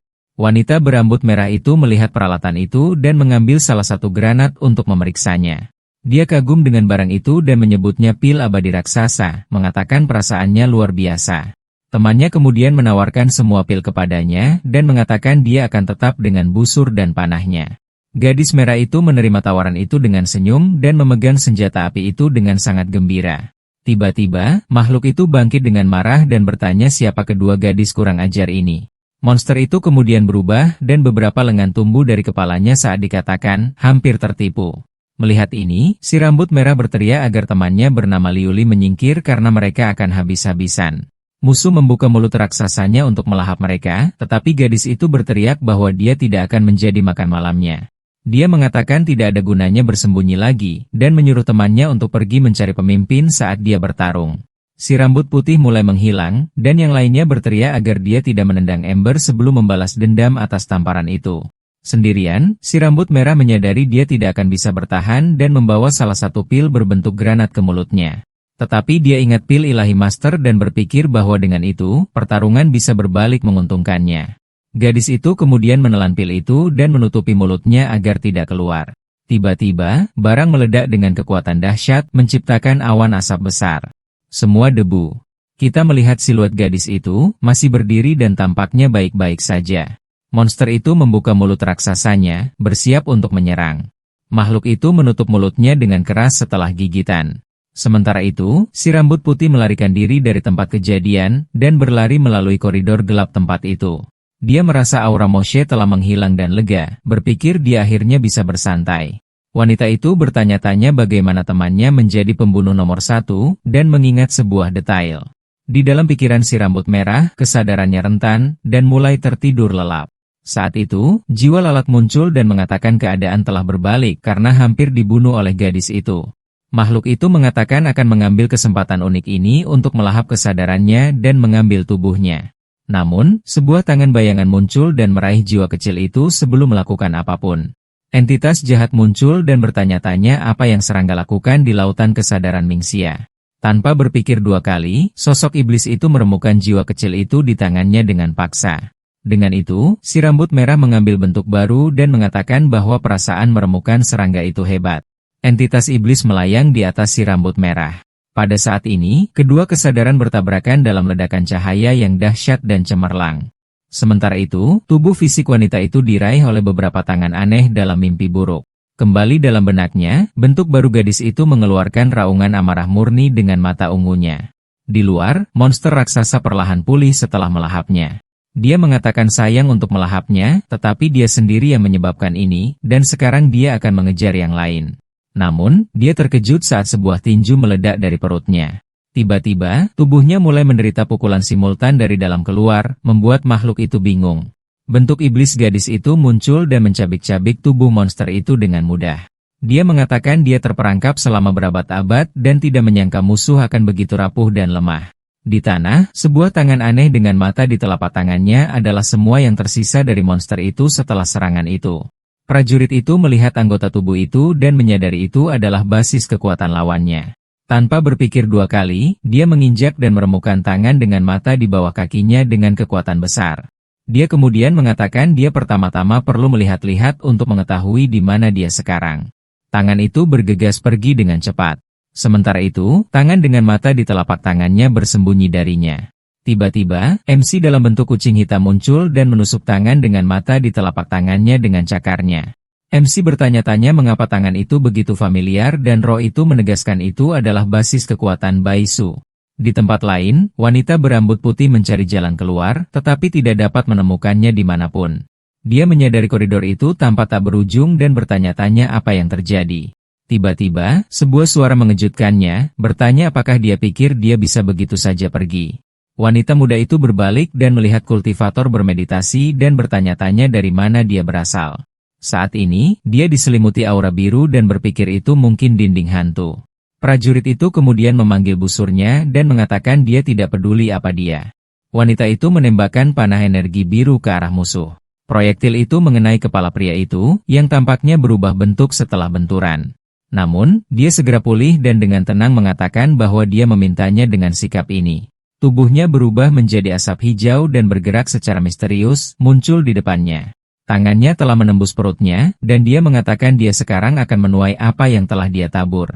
Tangan itu kemudian memukulnya dengan kekuatan keempat, dan gadis itu meludahkan darah, merasakan dampak pukulan itu. Pria itu menatap wanita itu dan bertanya apakah dia menyusup ke sekte itu dengan sengaja, karena kekuatannya besar. Wanita muda berambut putih itu menjawab dengan senyuman, dan mengatakan pertanyaannya tidak penting karena dia sudah tamat. Dia bingung dengan jawabannya dan kemudian bertanya-tanya apa yang dia maksud dengan tamat. Beberapa tentakel menjijikan kemudian muncul dan mengikat gadis itu saat pria itu mengatakan dia akan berbicara. Dia mengangkatnya ke udara dan mengatakan karena dia tidak akan bekerja sama, tidak ada alasan untuk membiarkannya hidup. Tentakel itu kemudian memegangnya di tinjunya, membawanya dengan kecepatan tinggi. Sambil memegangnya, dia bertanya apakah dia ingin tinggal bersamanya. Kemudian, dia membawa gadis itu lebih dekat dan berkomentar bahwa itu adalah keberuntungan untuk menemukannya. Masih terperangkap, tetapi seluruh tubuhnya mulai memancarkan energi biru. Segera tubuhnya mulai bersinar dengan energi, membuatnya bersinar seolah-olah pecah. Ilusi hantu itu pecah dan dia terkejut karena tidak memperhatikan teknik tingkat tinggi itu. Versi kecil dirinya muncul dan bertanya-tanya bagaimana wanita itu juga tahu cara menggunakan teknik hantu. Dia merendahkannya dan mengungkapkan dia menggunakan kemampuan itu hanya untuk membuatnya keluar dari persembunyian. Wanita itu kemudian menjelaskan bahwa tekniknya hanyalah tiruan dari seni rahasia klan naga yang naik. Dia memperkenalkan dirinya sebagai Taekshu dan mengatakan bahwa karena kemampuan mereka serupa, mereka harus bekerja sama. Dia mengundangnya untuk bergabung dengan sekte itu. Tetapi dia mengatakan dia tidak bermain dengan orang-orang yang akan menemui akhir mereka. Saat ini, hantu itu marah dan mengatakan bahwa jika itu yang terjadi, dia tidak akan membuang kata-kata lagi padanya. Makhluk itu kemudian menggunakan tekniknya, dan tubuhnya memutar menjadi bentuk aneh dengan banyak lengan. Dengan banyak kepala, musuh menyerbu dengan cepat ke arah gadis itu untuk menyerang dengan kekuatan penuh. Namun, wanita berambut putih itu tidak gentar, dan tubuhnya mulai bersinar dengan aura biru. Dia berubah dan sekarang dengan tanduk naga, dia bersiap untuk bertarung. Musuh terkejut dan bertanya-tanya bagaimana dia dari klan naga, yang dia kira sudah punah. Diselimuti dalam auranya yang kuat, dia menggunakan busurnya melawan makhluk itu. Dengan serangan cepat, wanita muda itu menembakkan sinar energi yang kuat yang mengenai kepala hantu itu. Dia mencibir, mengatakan teknik itu tidak berguna dan bahwa dia sudah mencoba menggunakan gerakan yang sama sebelumnya. Namun, tembakan itu begitu bersih sehingga bahkan dia tidak merasakan lubang di dahinya. Kepala Taekzu larut dan dia berteriak bahwa itu tidak mungkin karena dia dikalahkan. Dia menjelaskan bahwa darah naganya meniadakan ilusi dan itu tidak pernah berhasil padanya. Jadi, pada kenyataannya, makhluk itu sendiri yang tertangkap dalam ilusi. Setelah separuh tubuhnya juga larut, sesuatu yang aneh muncul darinya, membuatnya bingung. Prajurit itu memperhatikan bahwa basis kekuatan musuh hanyalah sepotong ekor naga batu. Tiba-tiba, rantai energi merah mengikatnya, dan dia mendengar suara aneh di dekat telinganya. Di tempat lain, pasangan iblisnya juga terpengaruh oleh suara itu dan berteriak dalam kesakitan murni. Si rambut merah mengeluh bahwa kepalanya sangat sakit karena suara yang tidak bisa berhenti dia dengar. Dengan itu, pahlawan kita memegang rekannya yang tidak sadarkan diri sementara tangan itu diikat. Dia bertanya-tanya suara apa itu yang bahkan tidak bisa ditangani oleh Mingxia dan ingin tahu di mana Lili berada. Roh kecil itu muncul dan memperingatkan bahwa suara itu adalah tanda bahwa Patriark Wutong keluar dari pengasingannya. Dia menjelaskan bahwa dia menyerap darah untuk kultivasinya, dan auranya sekarang cukup kuat untuk membingungkan pikiran. Pria itu kesal karena mereka tidak memiliki kesempatan melawan Patriark, tetapi dia tidak bisa meninggalkan Lioli. Saat ini, roh itu mengatakan dia punya rencana tetapi membutuhkan kerja sama penuh pahlawan, yang meminta lebih banyak detail. Dengan malu, makhluk kecil itu mengatakan bahwa agar rencananya berhasil, mereka perlu melakukan kultivasi ganda. Protagonis itu kaget dan bertanya apakah mereka benar-benar akan melakukannya di tempat yang mengerikan ini. Dia bilang tidak, dan kultivasi akan dilakukan di dalam tubuhnya saat cahaya biru mengenainya. Tubuhnya kemudian mulai bersinar, dan pria itu dipindahkan ke semacam alam spiritual. Dia bertanya di mana dia berada, dan dia menjelaskan bahwa ini adalah alam spiritualnya dan satu-satunya tempat untuk kultivasi. Dia mengatakan alam spiritualnya ideal untuk kultivasi abadi yang akan mereka mulai. Roh itu mengungkapkan bahwa dia telah memurnikan dasar teratai emas, menggunakan tulang harum tau yang dia kalahkan. Dengan ini, dia dapat menyerap dan mengubah semua kekuatan kultivasi musuh yang tersisa menggunakan teratai. Selain itu, barang tersebut dapat memperkuat efek kultivasi beberapa kali lipat setelah dia melunakkan tubuhnya. Ketika prosesnya selesai, pria itu akan segera naik ke tahap pemurnian Qi. Dia bertanya-tanya apakah ini yang rasanya berkultivasi saat energi hangat dan menyenangkan mengalir melalui tubuhnya. Mitranya memeluknya dan mengatakan dia telah maju dan bahwa dasar teratai emas telah habis sepenuhnya. Makhluk kecil itu mengungkapkan bahwa dia diam-diam menyimpan sebagian kekuatan kultivasi dari jiwa-jiwa yang dia murnikan. Dia bilang dia akan mentransfer semua kekuatan akumulasi ini langsung ke pahlawan muda kita. Dia memperingatkan bahwa mungkin sedikit menyakitkan pada awalnya dan memintanya untuk bertahan selama proses tersebut. Sambil tersenyum, roh itu mengatakan dia sekarang akan membantunya membentuk fondasi taunya sendiri.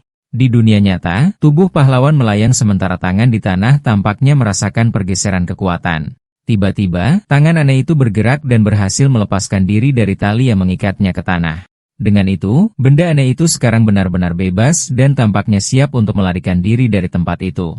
Namun, wanita naga itu muncul dan menatap tangan itu, bertanya-tanya apakah itu basis kekuatan pria gemuk itu.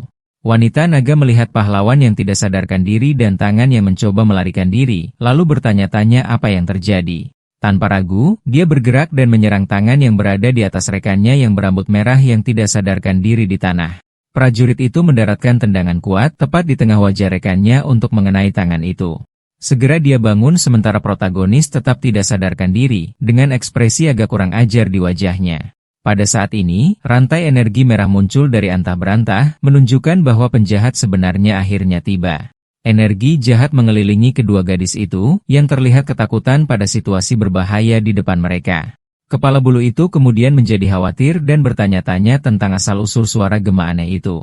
Mitra berkabelnya juga kaget dan tidak tahu suara keras misterius itu. Proyeksi jiwa raksasa muncul, dan gadis itu bertanya-tanya mengapa dia begitu besar. Entitas raksasa itu kemudian bertanya tikus malang mana yang berani mengganggu kultivasinya yang terpencil. Lili menyadari bahwa tuannya masih tidak sadarkan diri dan bersiap untuk bertarung, bahkan dengan sedikit energi. Mitranya berkomentar bahwa dia tidak yakin apakah kekuatannya akan cukup untuk membantu dalam pertarungan yang sulit. Naga muda itu kemudian memberikan sedikit senyum seolah-olah dia memiliki rencana untuk situasi yang rumit ini. Dengan itu, keduanya memutuskan untuk bergabung dan menggabungkan aura mereka untuk serangan yang kuat terhadap tangan makhluk itu. Mereka kemudian menembakkan sinar energi besar ke arah proyeksi jiwa musuh. Pukulan kuat menembus tangan makhluk itu, tetapi entah bagaimana mulai beregenerasi. Namun, entitas jahat itu berhasil menenangkan diri. Dengan marah, si penjahat bertanya bagaimana mereka berani tidak menghormatinya dan mengatakan mereka tidak akan keluar dari ini hidup-hidup. Tangan energi raksasa, dia bergerak untuk menghancurkan kedua prajurit sekaligus. Si rambut merah mengatakan dia tidak menyangka akan menemui ajalnya dengan temannya, dan dia menjawab mereka akan menyelesaikan skor nanti. Tiba-tiba, protagonis muncul, diselimuti aura keemasan, dan para gadis menatapnya. Terkejut. Dengan pedang baru dan kekuatan besar, protagonis menggunakan telapak tangannya yang kecil melawan telapak tangan makhluk itu yang sangat besar. MC kemudian menembakkan sinar cahaya keemasan yang sepenuhnya menghancurkan serangan penjahat. Namun, makhluk itu pulih dan memproyeksikan pukulan kali ini mengatakan, beraninya seekor semut menantang pohon suci sepertiku? Patriar mengatakan bahwa karena tubuhnya hancur, karma di antara mereka akan diselesaikan di dunia bawah. Tinju si penjahat menghantam tanah dengan kekuatan luar biasa, menyebabkan retakan besar di daerah itu. Entitas itu kemudian melihat kehancuran di tanah, dan tampaknya mencari sesuatu di sekitar. Tiba-tiba, monster itu menyadari ketiganya telah menghilang dan bertanya-tanya kemana mereka pergi. Dia kemudian mengatakan benang kehidupan mereka sudah terikat, dan bahwa dia akan segera menemukan mereka. Si rambut merah memperhatikan aura tuannya dan mengatakan dia dekat dengan tahap pembentukan inti. Wanita berambut putih itu menyadari bahwa tuannya tidak pingsan tetapi berkultivasi sepanjang waktu. Dengan tampilan serius, pahlawan itu menjawab bahwa ini adalah cerita panjang, dan dia akan menjelaskan semuanya nanti. Prajurit naga bertanya apakah kultivasinya sudah selesai, dan dia menyuruh mereka untuk menuju ke sekte terlebih dahulu. Dia meminta mereka untuk tidak lupa menutupi lubang dengan mayat karena patriar akan memburu mereka. Wanita muda berambut putih itu mengatakan bahwa hanya mayat saja tidak cukup, dan si rambut merah setuju mereka membutuhkan mantra. Wanita naga itu menggunakan kemampuannya dan tubuhnya bersinar dengan energi biru yang intens. Mantranya menciptakan segel ajaib di atas lubang untuk mencegah siapapun menemukannya. Sekarang lubang itu benar-benar tertutup oleh gunung mayat dan lorong itu disegel. Setelah memilah semuanya, ketiganya akhirnya berhasil melarikan diri dari tempat gelap dan berbahaya itu. Kembali di sekte, protagonis itu kaget dan bertanya-tanya apa itu di depannya. Dia melihat makhluk kecil diserang oleh dua gagak energi ungu dan tidak mengerti apa-apa. Salah satu gagak kemudian menerjang untuk mematuk kepala makhluk kecil yang lucu itu dengan sekuat tenaga. Seseorang berteriak agar makhluk lain berhenti berkelahi, tetapi perkelahian terus berlanjut. Tiba-tiba, dua wanita muncul, dan salah satu dari mereka bertanya apa yang terjadi di sana. Satu menuduh yang lain mencuri batu, dan wanita itu menyangkalnya, mengatakan itu untuk kebaikan tuannya. Pahlawan kita berpikir wanita itu mencuri kristal untuk berkultivasi dan bertanya apa yang istimewa dari tempat itu. Si kecil menjelaskan bahwa ruang rahasia mantan master disebut Pavilion 1 Bright.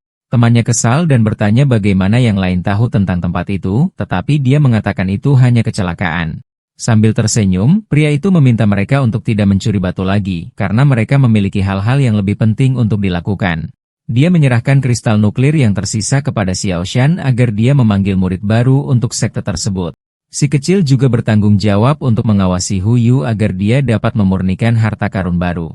Adapun dua temannya yang lain, mereka harus memastikan tunas tanaman merambat tumbuh, karena itu penting bagi semua orang. Setelah memberikan perintah, pemimpin sekte pergi ke pintu masuk pavilion, yang tampak seperti gua kosmik. Di dalam, dia meninggalkan tubuhnya berkultivasi dengan bantuan Xiao Jing untuk mencapai tingkat kekuatan berikutnya. Kita melihat tampilan tenang di wajah protagonis. Dia kemudian menutup matanya dan memasuki keadaan meditasi yang dalam untuk memajukan kultivasinya. Di tempat lain, Patriar memberitahu muridnya bahwa dia sekarang memahami segalanya, dan dia bukan satu-satunya yang harus disalahkan. Namun, entitas jahat itu menambahkan bahwa meskipun demikian, pelayannya masih memikul sebagian tanggung jawab. Si penjahat mengatakan bahwa karena dia menabur karma, dia sekarang harus menuai konsekuensi dari tindakannya sendiri. Monster aneh kemudian muncul dan menembus sisa-sisa murid untuk menyerap semua energinya. Si penjahat mengatakan larva merah akan membantu murid membangun kembali tubuh fisiknya. Muridnya terlahir kembali, tapi wujud barunya sangat aneh dan menakutkan. Si penjahat memperingatkan bahwa tubuh itu hanya bertahan sehari, dan dia harus menangkap ketiganya agar bertahan lebih lama.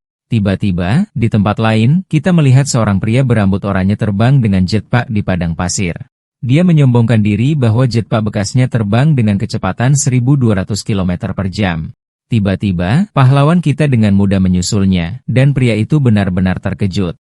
Yang lain bertanya-tanya jet macam apa itu dan memutuskan untuk mengejar protagonis untuk melihatnya. Pahlawan kita berpikir bahwa kultivasinya memungkinkannya terbang dengan pedangnya, dan dia tidak lagi membutuhkan kendaraan untuk bergerak. Hal yang paling mengejutkan adalah kultivasinya disinkronkan dengan tubuhnya dari dunia apokaliptik. Dia kemudian tiba di sebuah kota dan memutuskan dia akan mengurus tugas utamanya terlebih dahulu. Pria berambut oranye itu kemudian menyusulnya dan mendarat di tanah tepat di belakangnya. Ingin sampai di sana lebih dulu, dia berlari melewati protagonis dan memasuki gedung. Seorang wanita menyapa mereka dan menjelaskan bahwa misi tingkat rendah ada di lantai 1. Pria itu kemudian menyombongkan diri bahwa dia peringkat C, tetapi dalam setahun akan mengambil misi di lantai 2. Protagonis mengabaikan pria itu dan memesan bir dan makanan dari resepsionis. Bartender dengan gaya menuangkan bir dan bertanya apakah Sing kecil datang untuk menyerahkan misinya. Sambil tersenyum, MC kita memuji keterampilan pria itu dan mengatakan itu sia-sia untuk menggunakannya di sana. Petugas mengatakan dia sudah tua dan menyukai pekerjaan itu, tetapi memuji protagonis atas prestasinya baru-baru ini. Pahlawan kita mengatakan itu keberuntungan dan bahwa dia masih seorang pemburu peringkat C yang malang seperti biasanya. Pria itu tercengang dan bertanya-tanya bagaimana seorang peringkat C melakukan semua itu sendirian, dan apakah dia memiliki item khusus.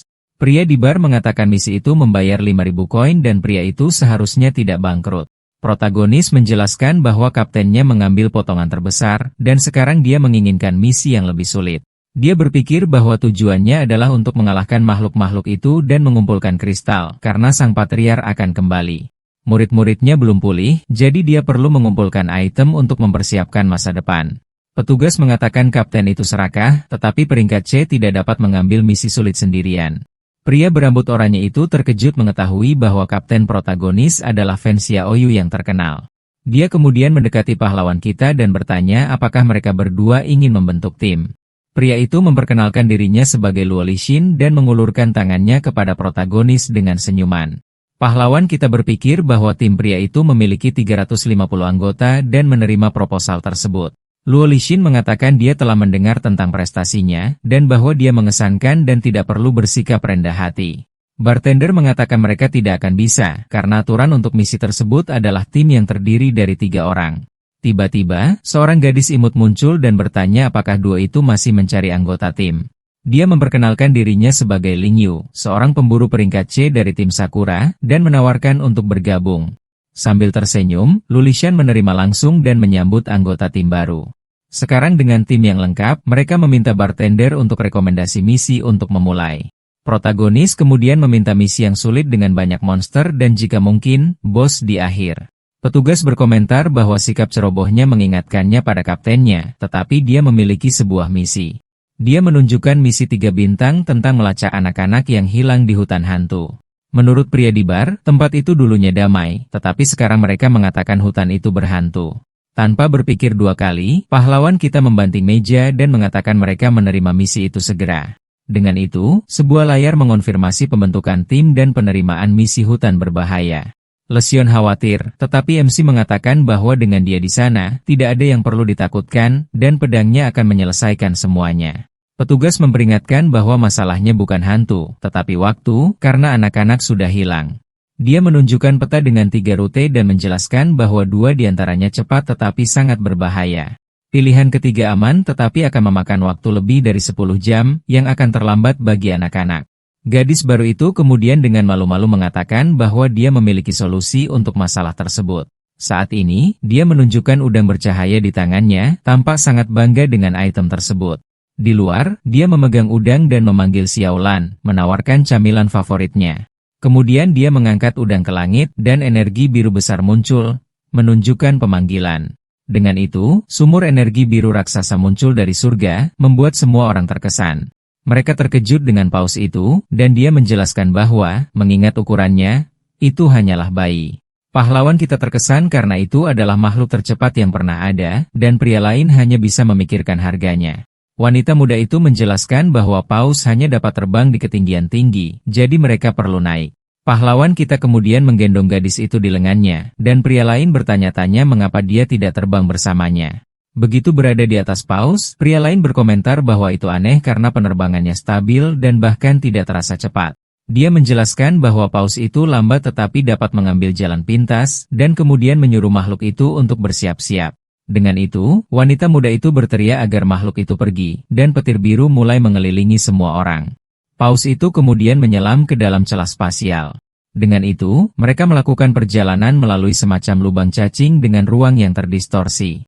Pahlawan kita bertanya-tanya apakah itu distorsi spasial dan merasakan energi jahat yang familiar di dekatnya.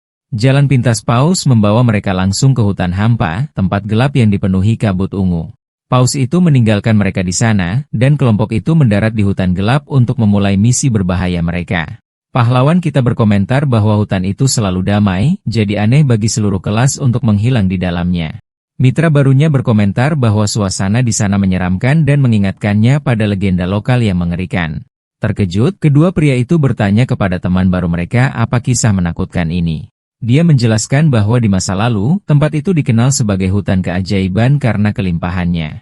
Karena hal ini, tempat itu kaya akan sumber daya, sehingga beberapa manusia yang selamat membangun sebuah desa di sana. Tempat itu dihuni oleh manusia binatang yang sangat ramah kepada manusia yang baru tiba. Namun, suatu malam, manusia diserang, dan tubuh mereka digantung di pohon sebagai peringatan. Sebuah tim dikirim untuk menyelidiki, dan manusia binatang diburu sebagai tersangka utama. Bagian yang paling menakutkan adalah hantu menyaksikan segalanya, dan hanya seorang gadis kecil yang bisa melihatnya. Pria berambut oranye itu mengatakan gadis itu pasti takut karena hantu tidak ada di dunia ini. Ling Yu kemudian menjawab tidak, dan gadis kecil itu pasti tidak salah tentang hal itu.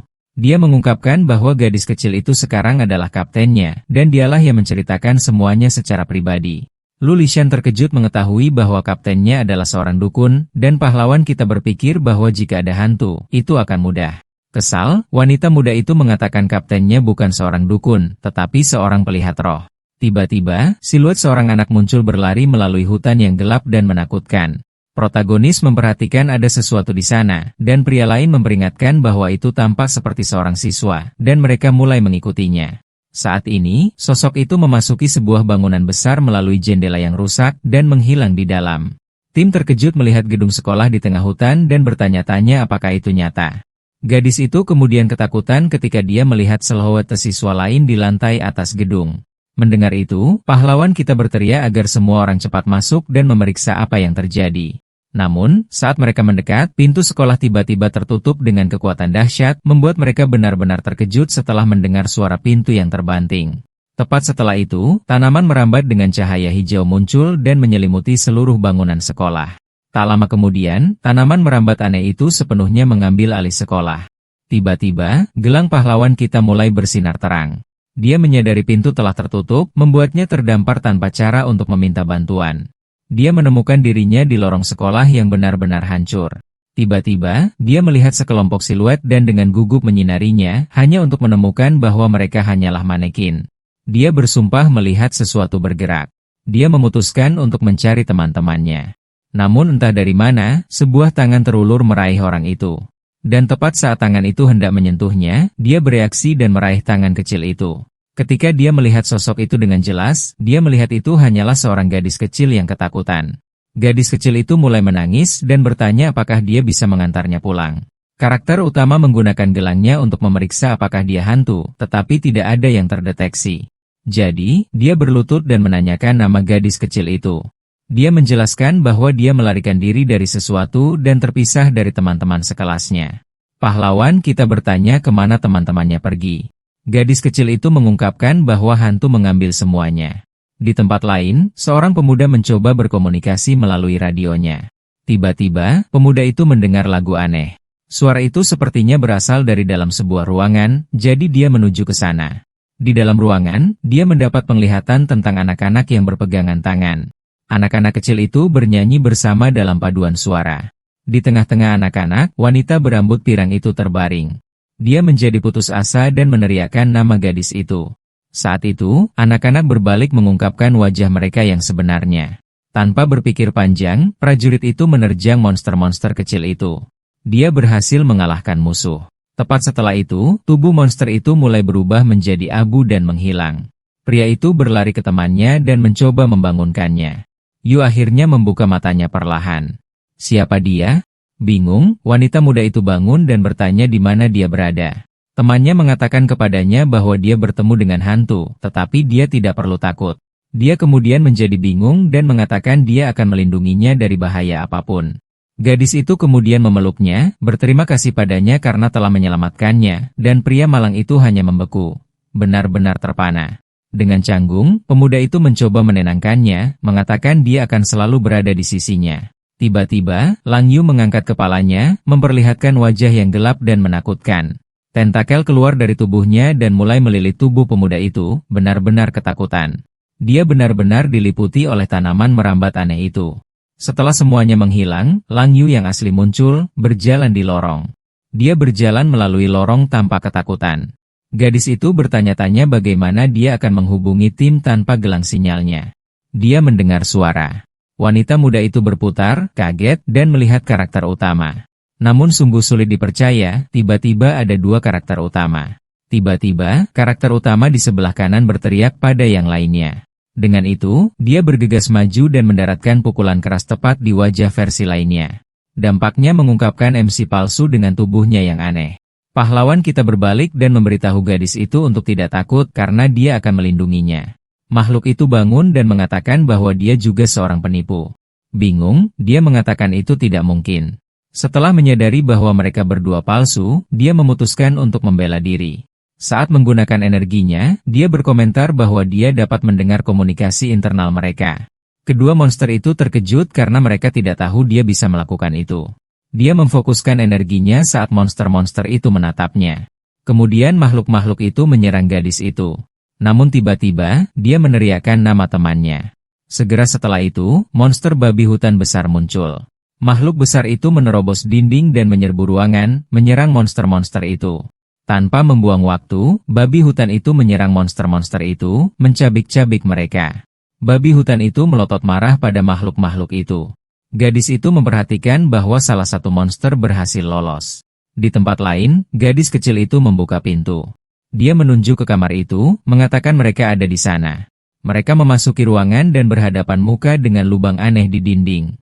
Gadis kecil itu mulai menangis dan memohon pahlawan untuk menyelamatkan teman-temannya. Saat itu, pahlawan kita menggunakan kekuatannya dan melenyapkan gadis kecil itu, yang sebenarnya adalah monster. Di lantai, sosok kecil itu mulai berubah menjadi tanaman merambat, memperlihatkan tubuh aslinya. Tapi dia pikir dia dibawa ke sana karena suatu alasan, jadi dia menggunakan tekniknya untuk menyelidiki lubang itu. Di dalam, dia menemukan beberapa kepompong tergantung di langit-langit. Tiba-tiba, tentakel hitam mulai bergerak. Tanaman merambat itu bergabung dan membentuk monster besar di depannya. Makhluk itu menampakkan diri dan menatap pahlawan kita. Dan dalam sekejap, makhluk itu menyerang karakter utama. Di udara, dia melakukan serangan balik, menebang dua kepompong, dan temannya jatuh ke tanah. Makhluk itu masih berdiri. MC mendekati temannya dan menyebutkan bahwa mereka berada di dalam sistem pencernaan. Temannya menjadi panik, mengira dia hantu. Harrod kaget karena dia tidak tahu MC membangkitkan kekuatannya. Tapi tiba-tiba, makhluk tanaman merambat itu mulai bergerak lagi. Monster itu tumbuh lebih besar, mengambil bentuk yang aneh. Dia menyadari monster itu tidak hanya meniru penampilan, tetapi juga menyerap ingatan korbannya. Dan saat itu juga, teman mereka muncul, menunggangi babi hutan raksasa. Makhluk besar itu menyerbu ke depan dan menyerang monster itu. Si rambut merah terpana oleh babi hutan raksasa itu. Gadis itu tersenyum. Pada saat itu, tanaman merambat raksasa muncul di hutan. Penjahat itu kemudian menyadari bahwa tubuhnya menerima nutrisi dari monster itu. Dengan seringai, dia menyatakan bahwa sekarang, pertempuran yang sebenarnya akan segera dimulai. Di dalam monster, mereka ketakutan saat ruang mulai menyusut. Karakter utama dan teman-temannya sedang dihancurkan.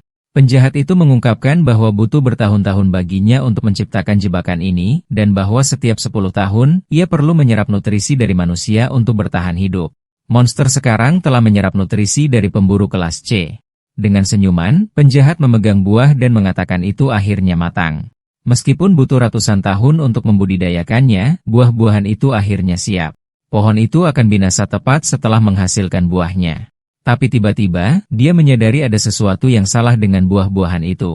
Sesaat kemudian, buah-buahan mulai berdenyut dengan energi yang aneh. Buah-buahan itu kemudian layu, kehilangan semua warna dan energinya. Monster itu menjadi marah, bertanya-tanya bagaimana nutrisi itu bisa menghilang begitu saja. Ledakan besar terjadi. Itu adalah anak kita yang berhasil melarikan diri dan menyelamatkan semua orang. Monster itu bertanya-tanya bagaimana pemburu yang lemah seperti itu bisa lolos dari jebakannya. Dia memutuskan untuk menyerang MC. Energi aneh penjahat itu menyebabkan semacam distorsi. Distorsi itu menjadi portal yang digunakan pria itu untuk menyerang MC dan teman-temannya. Melihat bahaya itu, karakter utama melemparkan cambuknya ke babi hutan, sehingga bisa membawa teman-temannya. Babi hutan itu kemudian membawa teman-temannya pergi sekaligus. Pada saat itu, penjahat yang marah menyerang dari semua sisi. Serangan itu mendesak masuk, datang dari segala arah. Karakter utama menggunakan kemampuan fantomnya untuk menyerang penjahat itu. MC berhasil mengiris penjahat itu. Yang mengejutkan pahlawan kita, penjahat itu tidak merasakan sakit dan hanya mencemooh serangan itu. Monster itu bertanya-tanya bagaimana pemburu kelas A bisa menyakitinya seperti itu. Dengan tatapan marah, makhluk itu mengatakan bahwa pemburu yang tidak berguna seharusnya tidak memiliki begitu banyak kekuatan. Dia merenung bertanya siapa sebenarnya karakter utama itu, tetapi kemudian memukul MC dengan pukulan kuat lainnya. Dampak dari pukulan itu sangat kuat, sehingga mengirim karakter utama terbang ke tanah. Di tanah, MC bertanya-tanya bagaimana seseorang dengan begitu banyak kekuatan bahkan bisa ada. Sambil menggertakkan giginya, dia mengakui bahwa musuh itu kuat. Dia berpikir untuk meminta bantuan dari timnya, tetapi mereka akan terlalu lama datang. Dia kemudian mengerti bahwa dia perlu bertahan setidaknya selama 2 jam sampai bala bantuan tiba. Untuk melawan monster itu, dia mengeluarkan 2 jimat untuk meningkatkan kekuatannya. Dia kemudian mengaktifkan jimat dan menggunakan teknik rahasianya. Aura keemasan mulai terpancar dari MC, dan tiba-tiba, tangannya berubah menjadi merah. Dengan kekuatan jimat, bentuk fisiknya berubah total. Melihat ini, penjahat itu tersenyum dan mengatakan pertarungan semakin menarik dan mengatakan bahwa sekarang dia akan bertarung sungguhan. Tidak ada waktu, dia menyerang lagi. Tetapi dalam sekejap mata, karakter utama muncul di depan penjahat itu. Dengan seringai, penjahat itu menjentikan jarinya. Karakter utama tidak terpengaruh dan menyerang penjahat itu, tetapi penjahat itu dengan cepat menyiapkan serangan balik. Di tangannya, tombak yang terbuat dari energi kosmik terbentuk. Keduanya kemudian bentrok dalam pertarungan dengan tombak mereka yang kuat. Dengan dampak yang kuat, kedua senjata itu bertabrakan.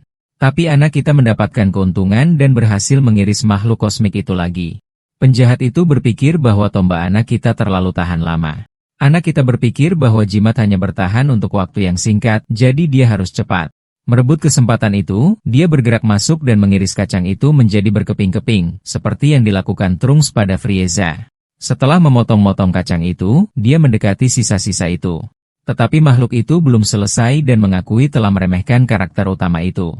Tiba-tiba, makhluk itu mulai muncul dari sisa-sisanya sendiri. Terkejut, karakter utama menyadari Dur memiliki kekuatan untuk mengendalikan ruang dan waktu.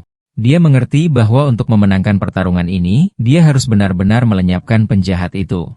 Penjahat itu tersenyum dan mengatakan dia benar-benar tidak bisa memenangkan pertarungan ini. Monster itu kemudian menggunakan kemampuannya, menciptakan beberapa salinan dirinya sendiri. Bahkan menghadapi rintangan ini, karakter utama bersiul. Dia kemudian memanggil kuda yang terbuat dari energi. Menunggangi kudanya yang keemasan, dia menyerbu ke depan dengan pasukan kudanya. Kemudian dimulai. Tampaknya karakter utama itu menunggangi naga, tetapi sebenarnya itu adalah ratusan kuda energi. Pasukan keemasan itu turun dari surga seperti meteor menuju penjahat itu. Dia menyadari jimat itu kehilangan efeknya, dan dia perlu mengakhiri pertarungan dengan melayangkan satu pukulan kuat. Sekali lagi, dia mencabik-cabik penjahat itu. Karakter utama berbalik dengan percaya bahwa dia telah menang, berpikir bahwa musuh akhirnya dikalahkan. Tetapi penjahat itu menggunakan kemampuan ruang waktunya pada karakter utama, membuatnya lengah. Di tempat lain, kita melihat gunung yang tertutup tubuh dan kerangka yang berserakan. Di tengah pembantaian itu, seorang wanita misterius sedang mencari sesuatu. Dia kemudian menyadari bahwa energi monster itu telah benar-benar menghilang dari daerah itu. Dengan tatapan serius, wanita itu mengatakan bahwa jika dia tidak menemukan monster itu, dia akan dihukum oleh tuannya. Dia lalu memanggil kelabang raksasa untuk mencari pencuri yang mencuri monsternya. Dengan mata merahnya, makhluk itu berkata ia bisa mencium mangsanya. Dengan gelisah, ia berkata aroma itu berasal dari sana. Dengan senyuman, makhluk itu berkata pencuri itu pasti mencari lebih banyak harta. Tiba-tiba, bayangan misterius menyambar melewatinya, menghabisinya dalam sekejap. Para wanita terkejut melihat orang yang tersembunyi. Bayangan itu lalu berdiri di atas tubuh yang dikalahkannya. Pembunuh itu berkata bahwa wanita di tempat ini sangat cantik. Dia lalu menjilat bibirnya dan berkata kecantikan mereka membuatnya sangat lapar. Kembali ke pertarungan, karakter utama mengambang di ruang kosmik. Kemudian makhluk berkerudung itu menghadapinya dan berkata bahwa dia akhirnya berhenti. Dengan senyum percaya diri, makhluk energi itu berkata dia suka kejutan dan ingin melihat sejarah anak kita. Dia lalu menggunakan kekuatannya untuk menyentuh wajah pahlawan dan membaca ingatannya. Sosok berkerudung itu berkata orang itu hanyalah seorang pemulung biasa tanpa sesuatu yang istimewa tentang dirinya. Tapi tiba-tiba, makhluk energi kosmik itu terkejut dengan apa yang dilihatnya dalam ingatan. Ia bertanya-tanya mengapa pahlawan itu memiliki ingatan yang bukan berasal dari dunia ini. Lebih lanjut, ia melihat gambar tempat terpencil yang dipenuhi dengan makhluk aneh. Makhluk berkerudung itu juga merasakan energi kuat yang berasal dari karakter utama. Dengan bersemangat, ia berkata bahwa lawan seperti ini membuatnya sangat bersemangat. Ia mengubah tangannya menjadi pedang dan berkata ia tidak bisa membiarkan pahlawan itu berkembang lebih jauh. Dengan pedang di leher orang kita, makhluk berkerudung itu bertanya-tanya apakah ia harus melenyapkannya sekarang. Ruang di sekitar mereka mulai hancur. Tiba-tiba, seorang gadis misterius muncul dan menuntut agar ia mengembalikan kristal itu kepadanya. Makhluk energi itu bertanya-tanya bagaimana dia berhasil menembus penghalangnya hanya dengan suaranya. Gadis itu berkata dia akhirnya menemukan targetnya. Tanpa basa-basi dia menerjang maju dengan kecepatan tinggi. Makhluk energi kosmik tidak bisa bereaksi tepat waktu dan terkena langsung. Dengan kekuatan pukulannya, wanita itu merobek setengah dari tubuh makhluk itu. Karakter utama, yang sedang ditahan, mulai jatuh. Saat dia jatuh, wanita itu menangkapnya. Tapi sebelum dia menyentuh tanah, gadis misterius itu berhasil meraihnya. Pahlawan dalam pelukannya, dia bertanya apakah dia baik-baik saja dan menyuruhnya untuk bangun. Dia membuka matanya. Dia lalu memanggilnya kapten dan berkata dia baik-baik saja. Tapi dia tidak bisa mengalahkan musuh. Wanita itu terkejut dan bertanya-tanya bagaimana musuh bisa begitu tangguh. Pada saat itu, makhluk energi mulai beregenerasi. Tiba-tiba, pohon raksasa muncul dari tanah dengan beberapa buah aneh di atasnya lagi. Melihat pohon itu, wanita itu berteriak bahwa musuh mencoba melarikan diri. Mereka lalu mulai menyerang pohon dan buahnya secara bersamaan. Dengan pukulan langsung, wanita itu memotong sebuah buah yang jatuh ke tanah. Saat itu juga, teman-teman karakter utama tiba dan bertanya apakah dia baik-baik saja. Pria berambut oranye mendekat dan bertanya dari mana buah aneh itu berasal. Pahlawan itu lalu menunjuk ke pohon dan berkata itu menculik orang untuk menghasilkan buah-buah ini.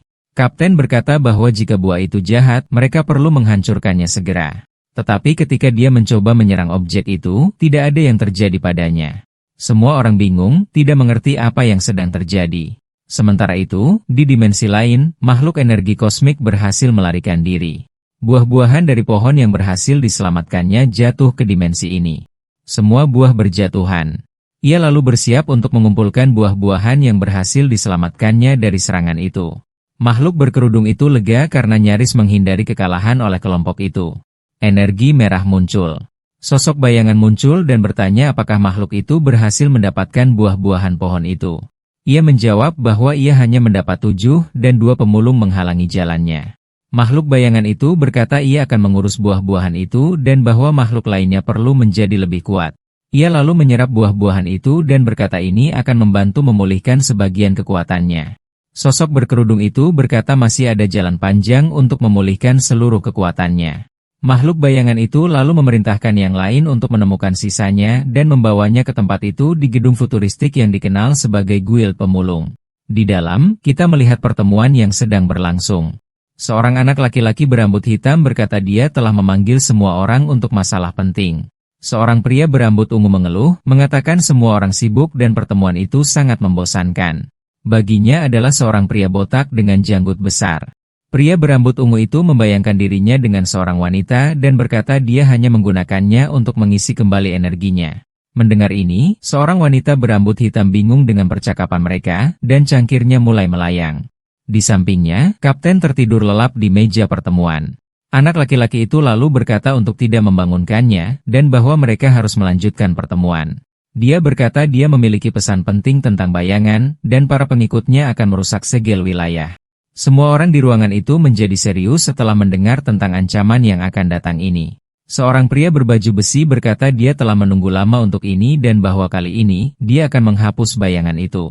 Pria berambut ungu itu lalu bertanya apa istimewanya tentang bayangan ini. Seorang wanita berambut hijau berkata dia tidak ada dalam perang, tetapi bayangan itu adalah musuh yang kuat. Salah satu dari mereka bertanya apakah ini berarti mereka memiliki kesempatan untuk memenangkan pertempuran. Anak laki-laki itu menjawab bahwa peluangnya tidak nol, tetapi juga tidak terlalu tinggi. Kita melihat karakter utama bertarung melawan bayangan itu. Pria muda berambut hitam itu berkata bahwa pahlawan kita adalah kesempatan mereka untuk menang di masa depan. Di tempat lain, kita melihat karakter utama dengan seorang gadis kecil di laboratorium bawah tanah. Seorang peneliti berterima kasih kepada pemuda itu karena telah membawa buah itu, dan dia berkata itu bukan apa-apa. Ilmuwan itu berkata buah itu terlihat seperti tanaman mutan, dan dia belum pernah melihat yang seperti ini sebelumnya. Saat itu, gadis kecil itu mendekati tangki dan berkata itu adalah buah dari pohon humanoid. Pahlawan dan peneliti terkejut dan bertanya apa itu pohon humanoid. Gadis itu menjelaskan bahwa itu adalah spesies tanaman yang telah berevolusi memiliki kesadaran. Dia kemudian mengatakan mutasi itu terjadi selama fase pergantian kulit biji pohon. Gadis kecil itu melanjutkan menjelaskan bahwa prosesnya membutuhkan waktu ratusan tahun untuk selesai. Dia mengatakan energi pohon ditransfer ke buah agar bisa matang. Anak-anak kita bingung dan bertanya bagaimana gadis kecil itu bisa mengetahui semua ini. Gadis itu kemudian mengatakan ingatan itu sepertinya ada di benaknya dan mungkin dari ayahnya. Tiba-tiba, buah di dalam tangki mulai berdenyut. Peneliti mengatakan buah itu akan segera matang. Kita kemudian melihat makhluk aneh sebelumnya. Makhluk itu menyerang gadis kecil itu. Wanita berbaju kuning menggunakan sabuk. Wanita kecil dengan senyum mengerikannya juga melakukan serangan balik. Dia menyerang makhluk aneh itu. Monster itu mencemooh makhluk kecil itu. Dia terlalu sombong dan akhirnya diiris oleh cakar gadis itu. Dan dalam sekejap mata, dia dikalahkan. Wanita berambut hijau itu terkejut melihat musuh dikalahkan dengan satu pukulan. Wanita berbaju kuning menjelaskan bahwa makhluk kecil itu adalah zombie kelas khusus. Dia kemudian menunjukkan berbagai jenis zombie yang ada di dunia. Wanita itu melanjutkan, mengatakan bahwa makhluk kecil itu adalah raja zombie terkuat yang pernah ada. Pada saat itu, wanita berambut hijau menyadari musuh memiliki zombie yang kuat itu. Dan saat dia berpikir untuk melarikan diri, raja zombie menembusnya dalam sekejap mata. Wanita berambut hijau itu marah karena ditipu saat tubuhnya larut, hanya menyisakan tulang emasnya. Dengan senyuman, wanita berbaju kuning mencuri jari emas dari wanita itu. Dia kemudian mengatakan makhluk kecil itu harus mengejar musuh dan memulihkan sisanya. Seorang jadunli, monster mengerikan muncul dari tanah. Kita melihat dua orang bermain King of Victors. Kapten mengeluh bahwa gadis kecil itu sudah menang 30 kali berturut-turut. Kemudian karakter utama muncul menyapu dan menyuruh mereka memainkan sesuatu yang lain karena mereka terlalu berisik. Kapten kemudian mengatakan tugas gadis itu adalah bermain dengannya. Anak kita kesal dan menyadari membawa pulang gadis kecil itu adalah sebuah kesalahan. Dia berpikir misi itu berhasil, tetapi uangnya tidak cukup untuk membeli senjata.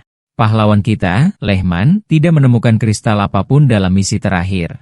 Gadis kecil itu kemudian bertanya apakah dia menginginkan kristal dan mengatakan dia tahu suatu tempat. Karakter utama terkejut dengan informasi itu dan bertanya apakah itu benar. Jadi dia pergi ke lokasi pegunungan yang gelap untuk menemukan kristal itu. Dia meluncur menuruni jurang dengan pedangnya. Mencapai dasar tempat itu, sang pahlawan menemukan dirinya berada di sarang ular raksasa. Karakter utama menggunakan teknik untuk membelah diri menjadi 10 klon untuk menemukan jalan yang benar. Setelah seharian mencari, dia akhirnya menemukan tempat yang dia cari. Tempat itu dipenuhi dengan kristal hijau cerah yang bersinar. Karakter utama bersemangat dan mengatakan bahwa dengan begitu banyak kristal, dia akhirnya dapat mendirikan klannya sendiri. Tiba-tiba, lingkaran sihir ungu muncul di tengah gua. Seorang gadis langsung dari Hogwarts muncul dari lingkaran sihir dengan tongkat di tangannya. Pahlawan itu bingung saat melihat gadis misterius itu. Dia kemudian bertanya-tanya apakah dia salah satu siswa baru di Akademi Pengumpul Sampah. Gadis itu tiba-tiba mulai memancarkan energinya. Pakaian penyihir dengan cepat menghilang. Kembali ke Raja Zombie, dia menerjang makhluk besar itu. Dia melepaskan goresan yang kuat. Pukulannya yang dahsyat merobek beberapa anggota tubuh makhluk itu. Tetapi begitu kehilangan beberapa lengan, yang lain dengan cepat tumbuh kembali. Makhluk kelabang raksasa menyerang Raja Zombie. Seorang wanita berbaju kuning mengatakan monster itu dapat membelah diri, dan itu adalah masalah. Dia kemudian menggigit jarinya sendiri untuk menggunakan teknik khusus. Wanita itu menggunakan darahnya untuk memanggil energi merah. Dengan mata bersinar, wanita berbaju kuning menggunakan teknik 1000 pria miliknya. Dia berhasil menemukan titik lemah kelabang raksasa itu. Wanita itu kemudian memerintahkan makhluk kecil itu untuk menyerang titik lemah monster raksasa itu. Makhluk kecil itu melesat maju dengan kecepatan tinggi. Makhluk itu kemudian mengenai titik lemah kelabang, bahkan memperlihatkan tangan kecil yang mengendalikannya. Orang yang berbaju kuning mengambil kesempatan untuk menyerang dengan pedangnya. Dia kemudian mengiris tangan kecil itu bersama dengan kelabang. Raja Zombie menyukai pemandangan kekacauan itu.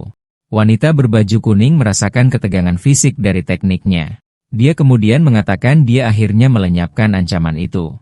Dia kemudian pingsan, tetapi Raja Zombie menangkapnya pada detik terakhir. Mereka kemudian kembali ke dalam sumur saat nyamuk monster terbang menjauh dari pertempuran. Mereka membawa informasi penting tentang sumur itu.